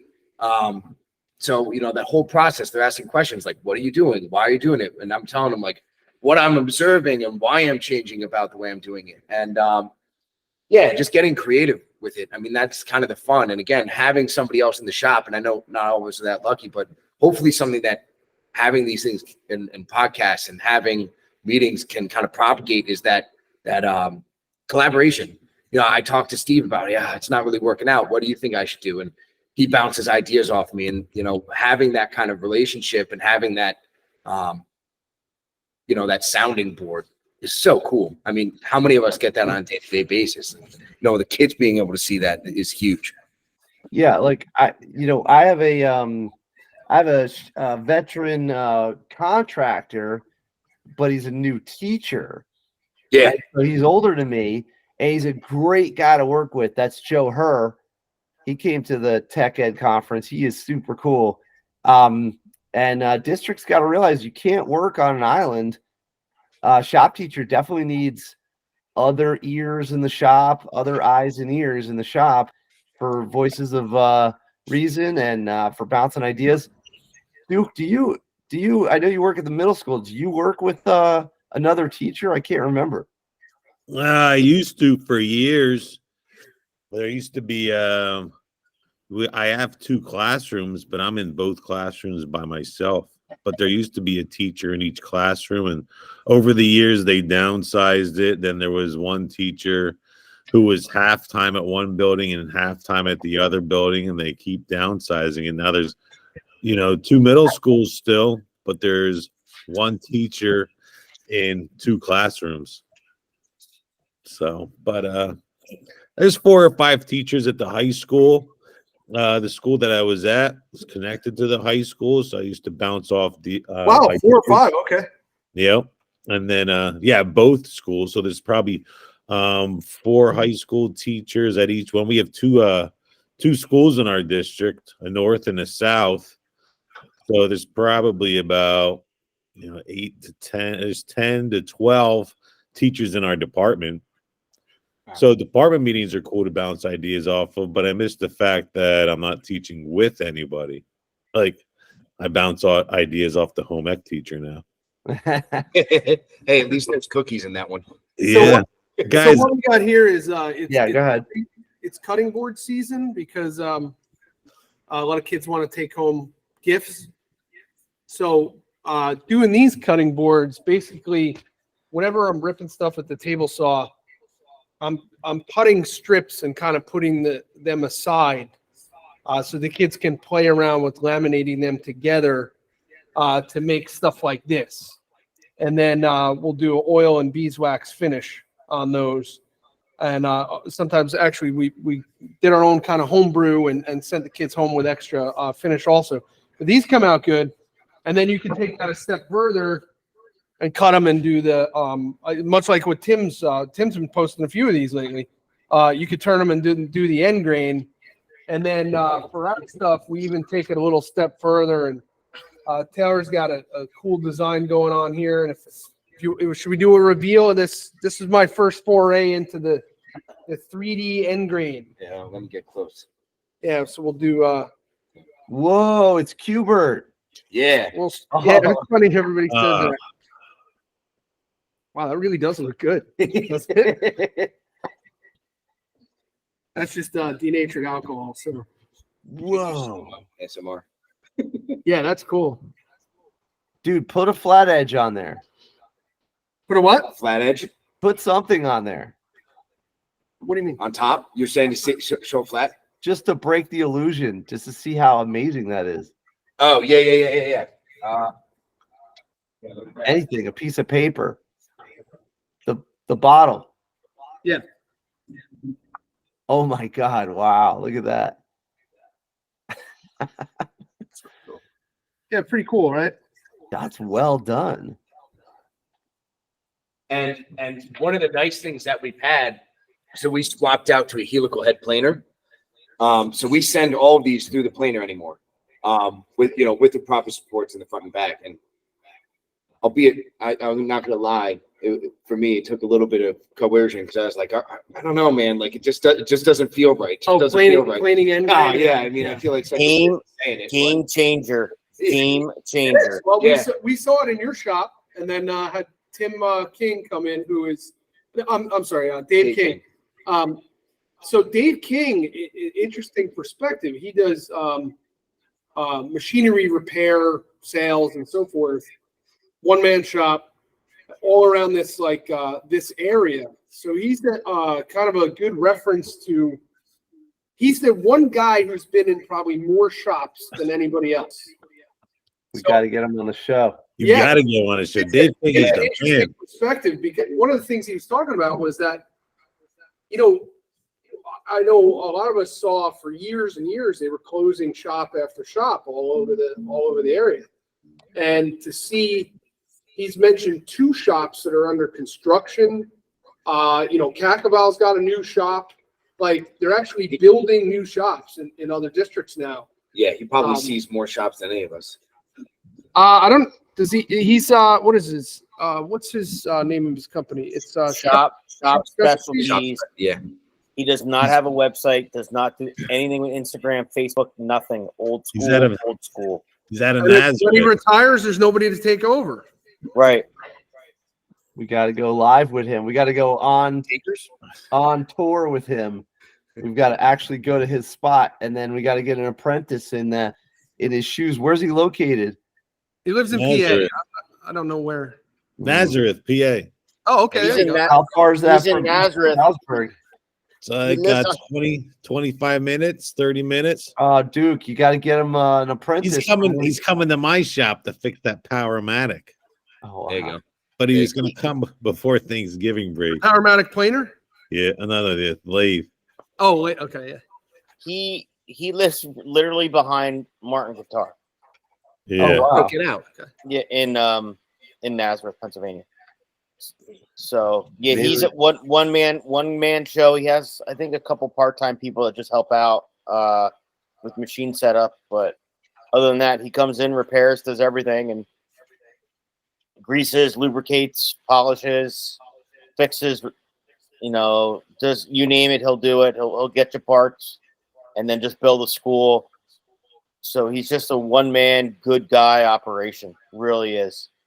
He goes to New York, PA, Jersey. I think he goes into West Virginia, Maryland. Wow. Yeah, we So gave him. We got him to get some bits for us through tools today. We had him do some send out some stuff for sharpening. He did our planer helical head upgrade. Put new tires on the bandsaw recently.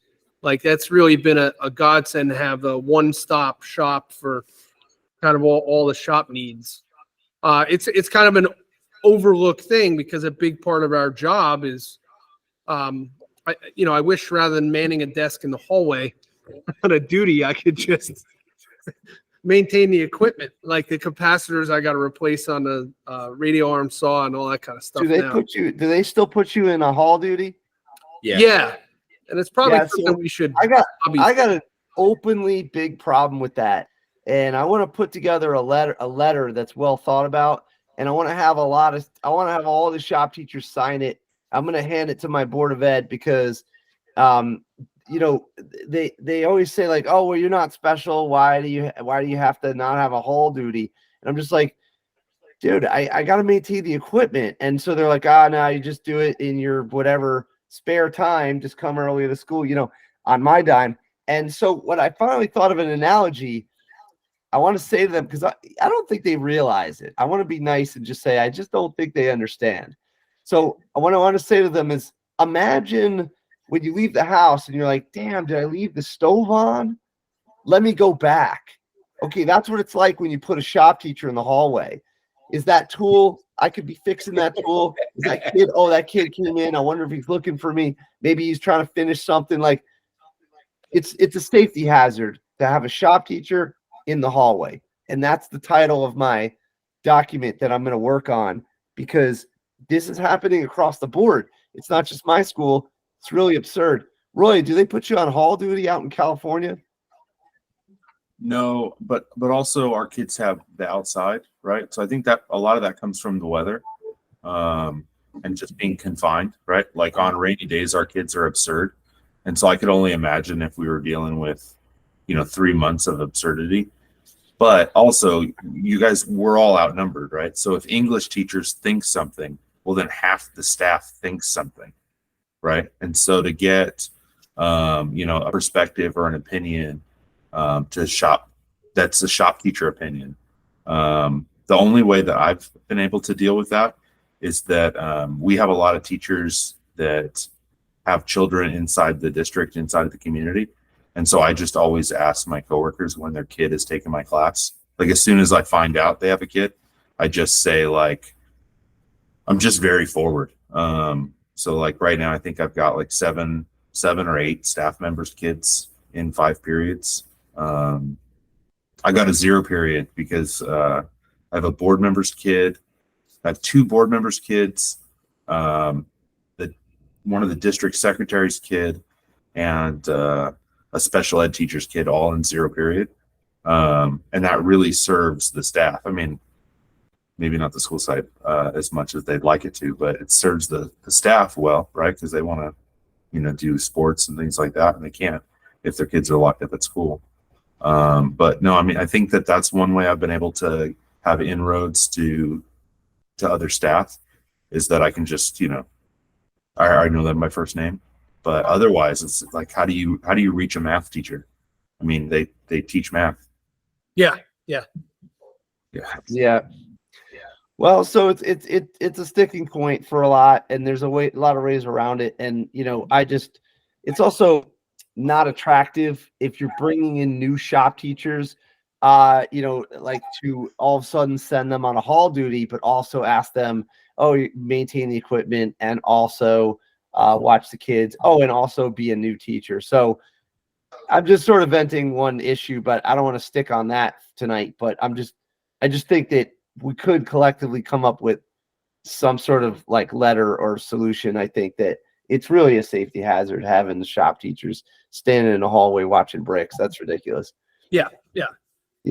I think the precedent for all of these topics is that the feds stepped in the 70s with the Carl Perkins Act because the other teachers were making bad choices when it came to specialty programs like ours. And so we are the minority.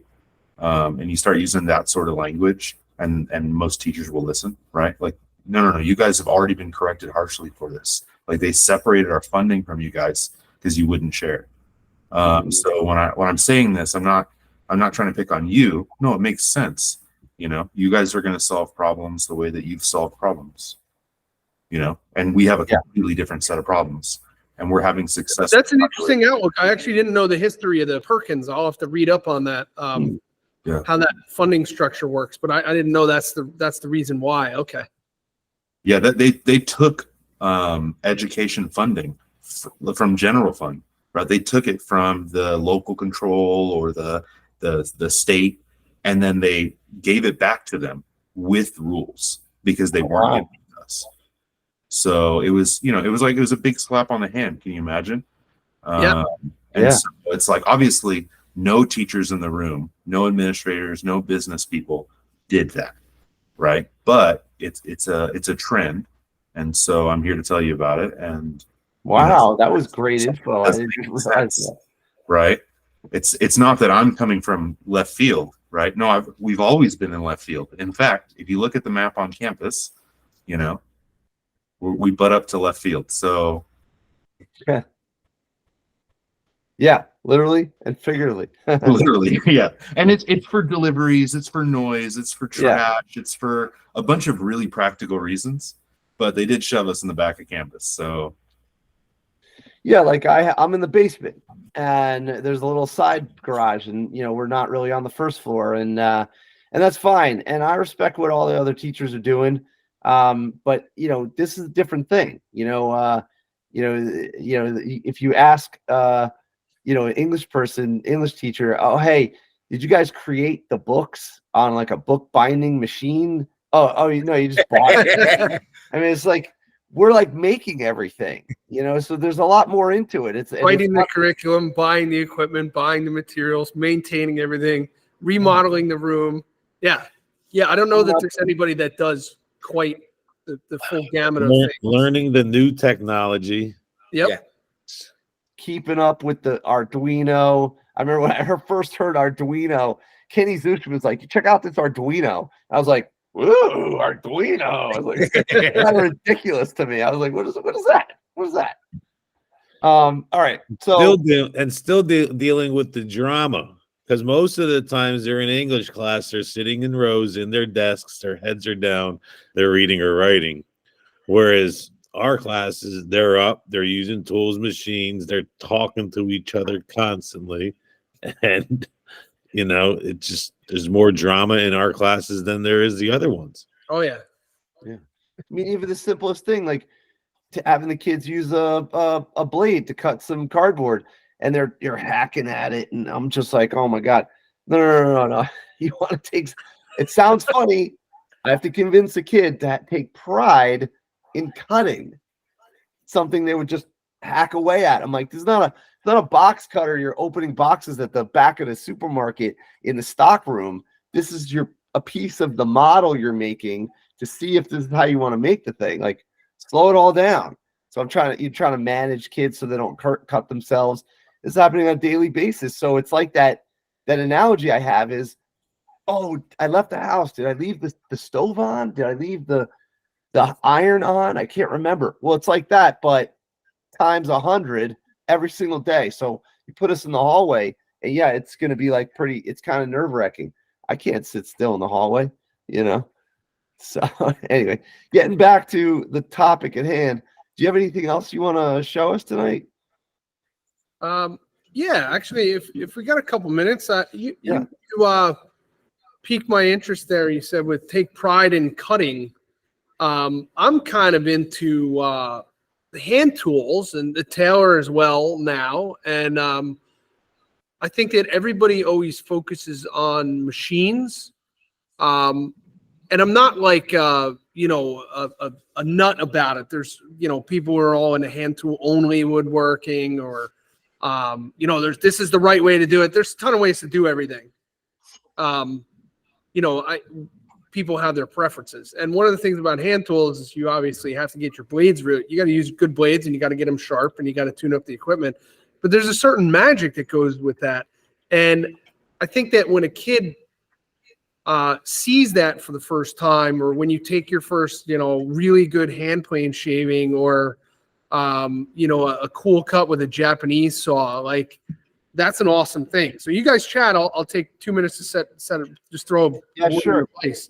A topic I wanted to cover while you're setting that up. That sounds great. Is Taylor. Yeah. Taylor, you're a new teacher working with a veteran teacher. Very cool thing going on.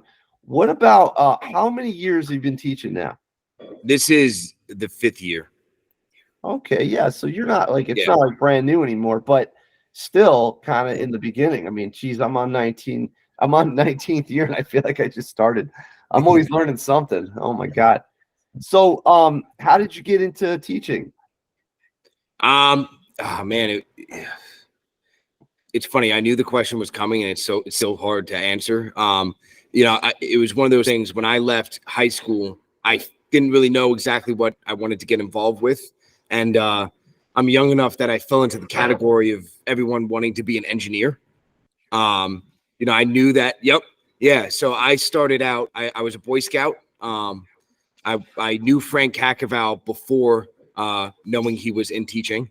And just kind of through word of mouth, when I started my college degree, I didn't know where I wanted to go. I never really fell in love with any schools. Went to Maryland. And like I said before, I studied abroad my first semester. So I lived in London for a while. When I got back, I was in environmental science and engineering. And I took a couple classes there, lost a little bit of hair, and figured out, like, you know what? I don't want to ride a lab desk. I don't really find this interesting. I always liked being out in nature. I thought it was going to be more environmental side of things than the actual science side of things and the engineering. And just, didn't really like the space. So I took a little bit of time off, got some courses done at county school, which I highly advocate to kids now. And I think that's something that, we talk about a lot, is like, how do you get kids into this profession, which is difficult.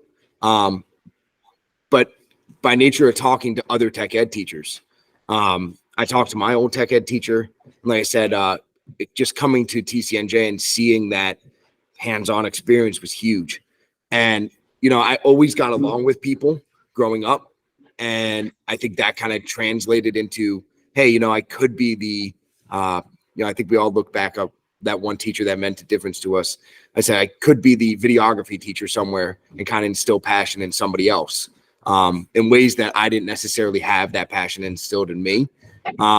And I think that's kind of just how I gravitated to this. And then again, just meeting people. I mean, think about how anyone finds interest in an industry is like you meet somebody and then you find an interest in it, and that kind of has a snowball effect into the things that you end up experiencing. So, you know, seeing you guys do welding, I was like, man, why didn't I find that till now? And then all of a sudden I have that experience, and that curtails into a whole other plethora of options of designing and creating. And that's so much fun. And I think that's what's cool about being in these jobs. You know, you're able to make and do, hopefully, if you have the right support, whatever you want. You know, yeah, that's true. It's so you could really dive into a lot of different topics. I mean, that's what keeps the fire alive for me. It's pretty cool you can do that. I mean, geez, Tim, how many different topics have you taught as a shop teacher? Oh yeah, it's been a plethora of different topics, just from everything. It's not even topics; it's just all the things that go with it: software processing, machinery. You know, just everything combined. It's so much. It really is. Nice. Last week I was involved in a mentorship project with other teachers in the school district. The school district recognizes that there's a teacher shortage. So what they're doing is setting up a mentoring program with about 30 high school juniors and seniors that are interested in going through the teaching career path. And nice. Setting up meetings. They're going to come into the classrooms, do observations, work with kids beforehand. So that's a pretty cool program run by teachers in the school district. Yep. That's awesome. And let me ask Taylor another question before we get to these hand tools. I see shavings in the background. They look pretty thin. That's pretty cool. If you were to give advice to yourself, now you're on year 5, what would you say to yourself on year 1? And the reason I say this because I got a call from a shop teacher that found the podcast just by typing in shop teachers. And organic results. I like it, dude. Yeah. And he was very much worried. He's kind of in a bind because the school is, you know, wavering support, and there's a lot of tough kids in that building.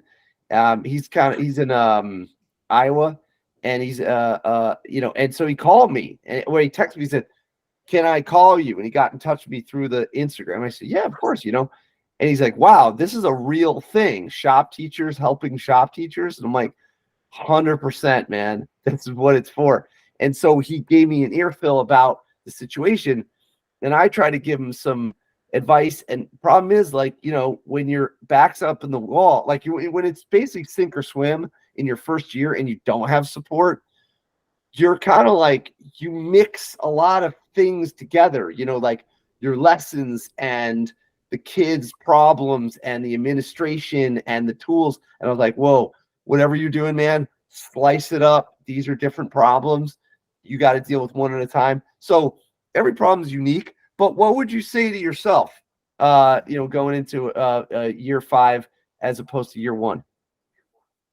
Yeah, man. I mean, talk to people. I mean, again, it's kind of unfair because I feel like I have, by nature of the problems you're talking about for him, I didn't have all of those.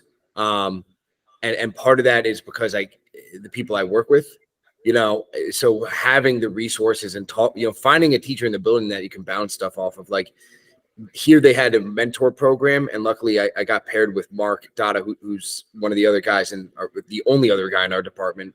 And like him and Steve took me under their wing and made sure that as a new teacher, I think you come in wanting to bite off so much and tackle so many things that it can be quickly overwhelming. And what was, I think I told Taylor, and by the way, Yeah. I want to mention Taylor says a lot of nice things about us, but it's been absolutely wonderful to have like new young energy and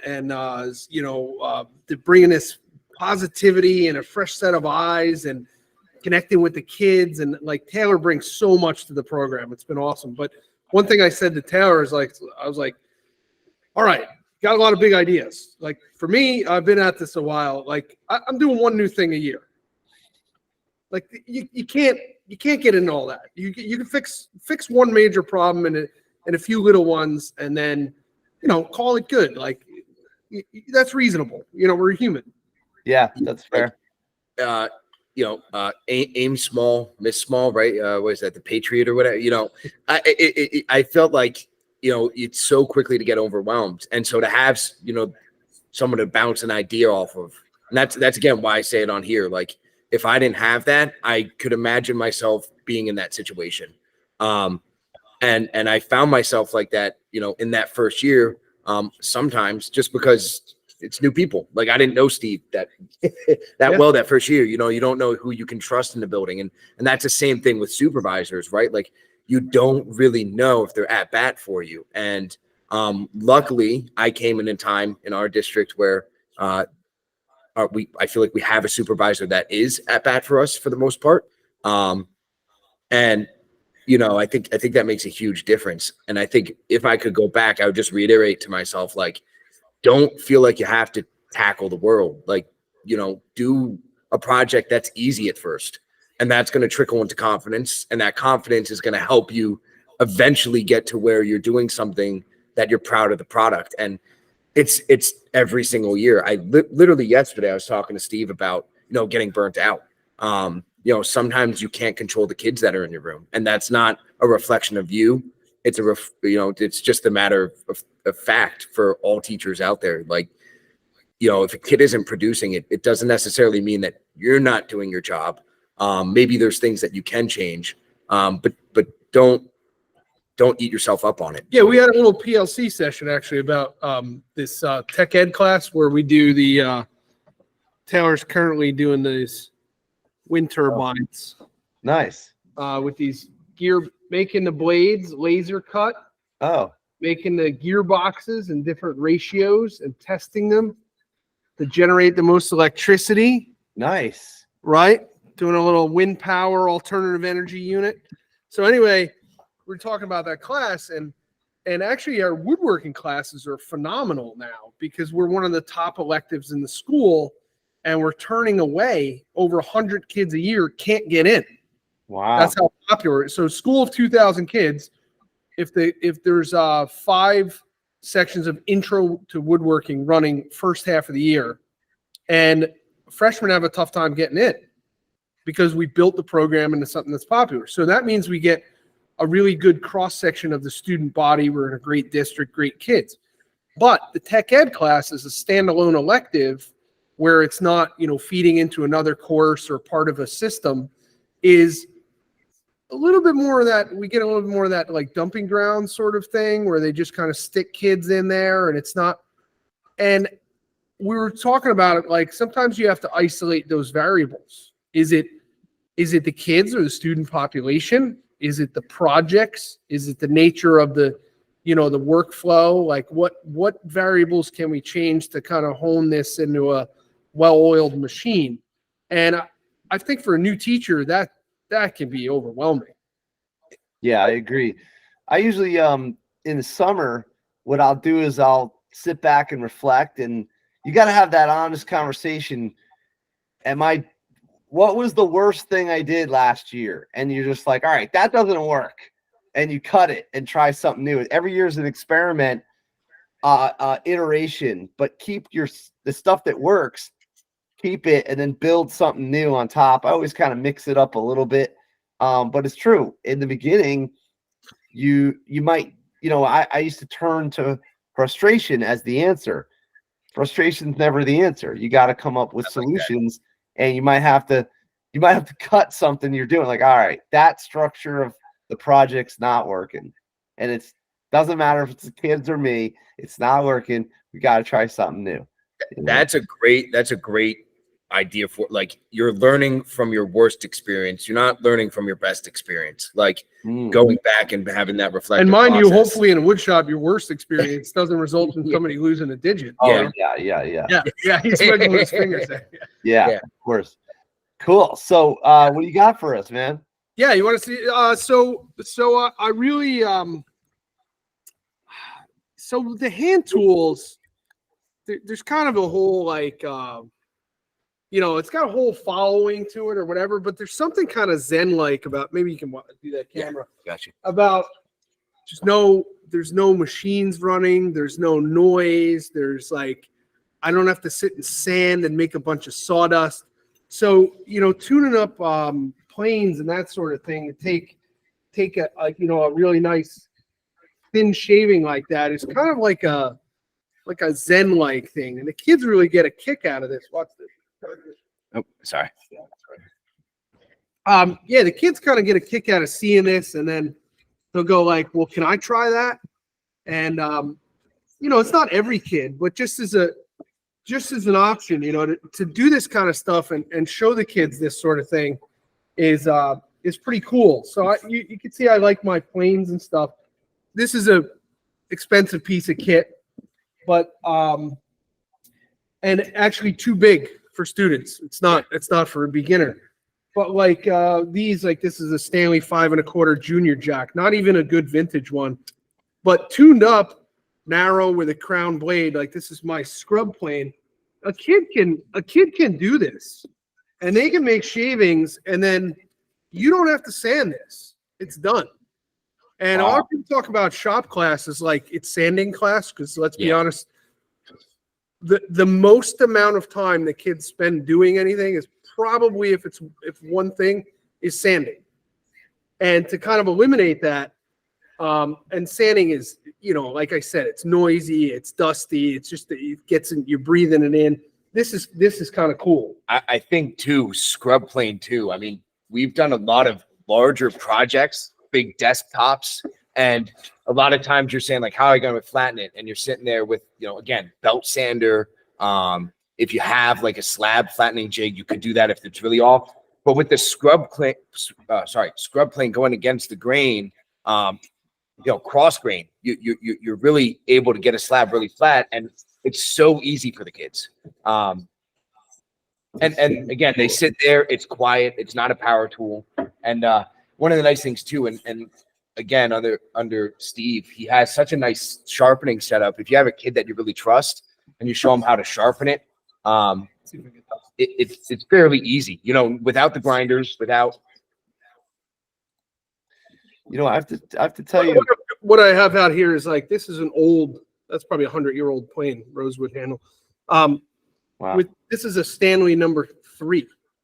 And like, I like a 5 1/2, but this thing I got for $15-20, garage sale, you tune it up. And if you really get into how to sharpen it, I think there was a class at the Maker, Yep. on tuning up old Stanleys and that sort of thing. So I do some of that stuff in, there you go. So the same setup that I do in class, and I've even had a couple kids pick these up, or I'm like, oh, I got an extra one. I'll sell it to you. I paid $20 for it. Let's tune it up and make it sing. It's kind of an awesome thing to do with kids. Another really cool thing too to introduce into the shop. We might have hijacked from one of the science teachers. They were on retirement, and before they left, we had them kindly lend us a microscope. Oh. And so we take blades sometimes, and we'll sharpen it before we'll show the burr, and we bust the microscope out and show it, and you can see how sharp it is compared to other things. And we even take the shavings, and it's interesting. Some things, when you cut the shavings, you can see actual pores cut at 45-degree angles. Wow. Different species of wood. Like we also do, try and have a lot of exotics on hand. You can see through it. That's cool. Yeah. So we'll do like epay shavings, and then we'll show like the silicate resin in between the fibers, which is kind of neat.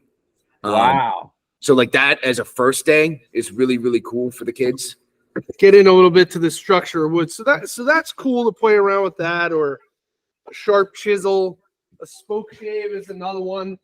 That's one that you use on the shave horse, but for doing curved surfaces and things like that, you can literally from like wagon wheel spoke shave for those that aren't familiar.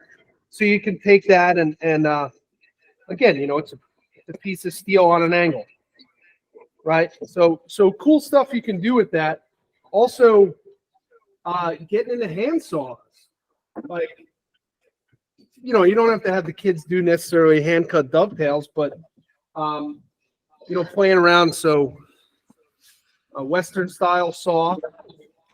That's easy.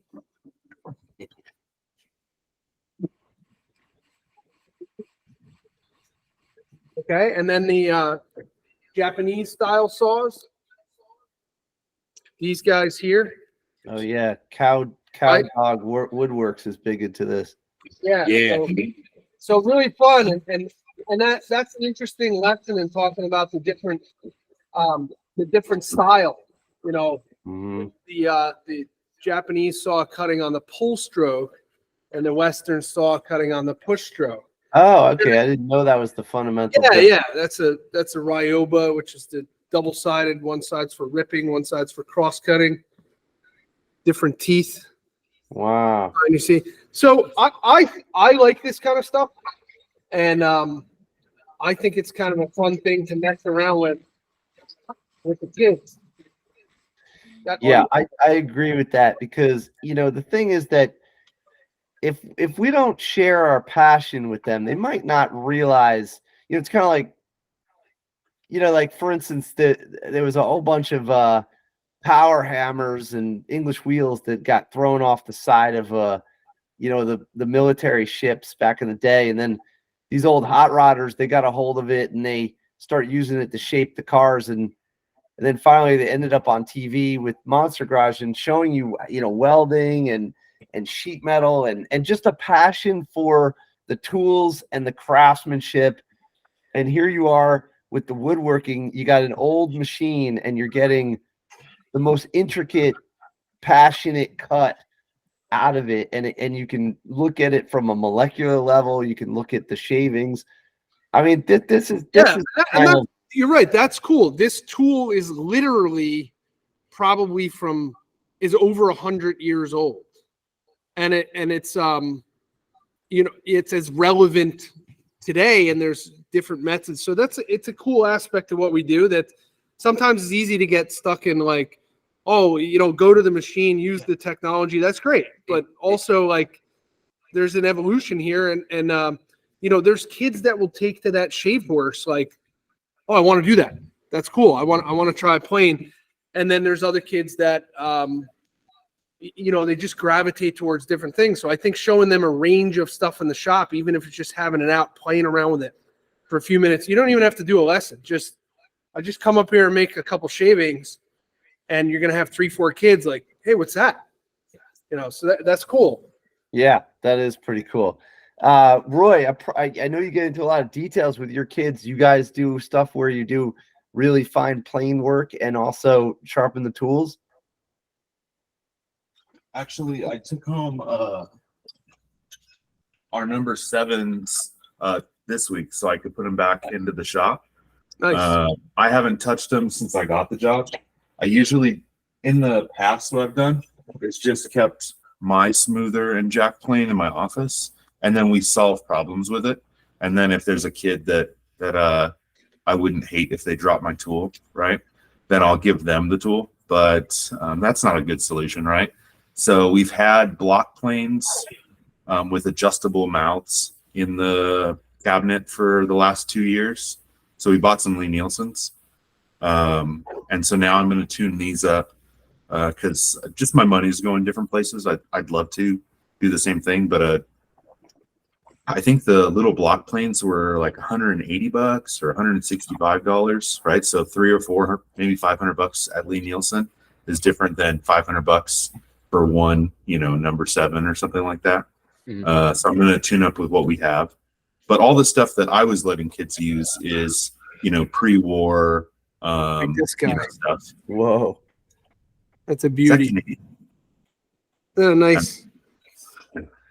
Yeah, these are the expensive ones. One of my favorites is an old Stanley knuckle cap. Okay. And this plane is awesome. And it's I don't know what the vintage of this, probably World War II, or around there or something like that, maybe.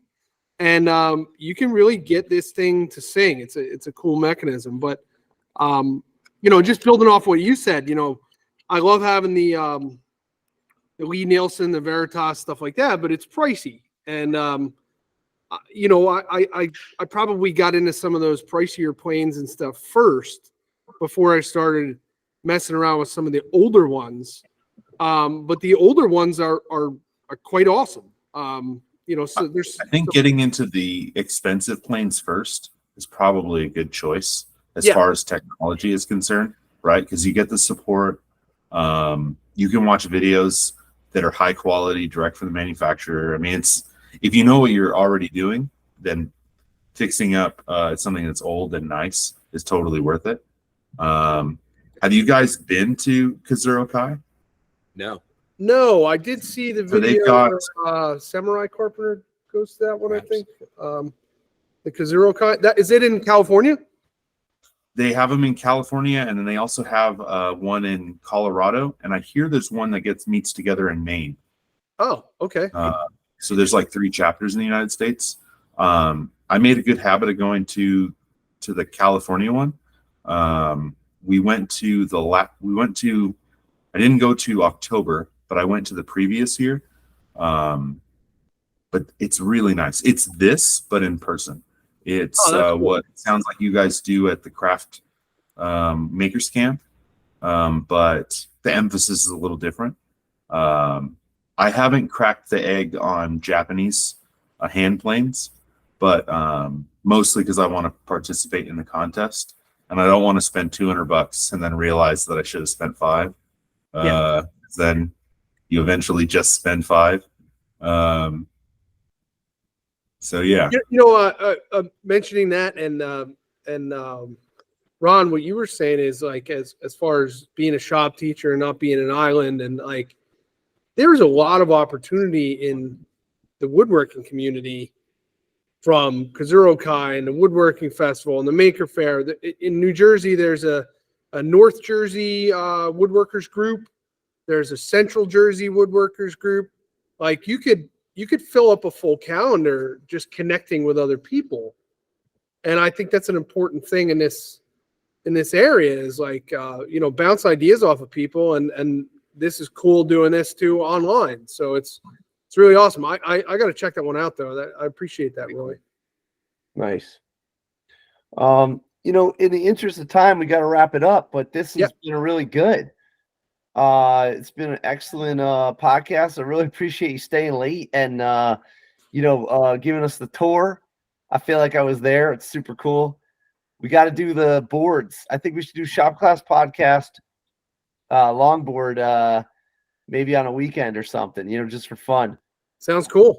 Get everybody together. At least, the New York, New Jersey, Pennsylvania crew. Wherever else wants to come down. And then obviously we'll plan some crazy summer project. Cool. All right. Well, I mean, I got a million other things to talk about and ask you, but it's kind of late and you guys are still there. And I'm sure everybody's got to wrap it up. So very cool. And maybe you guys will come back for another podcast on the boards or whatever else you're working on.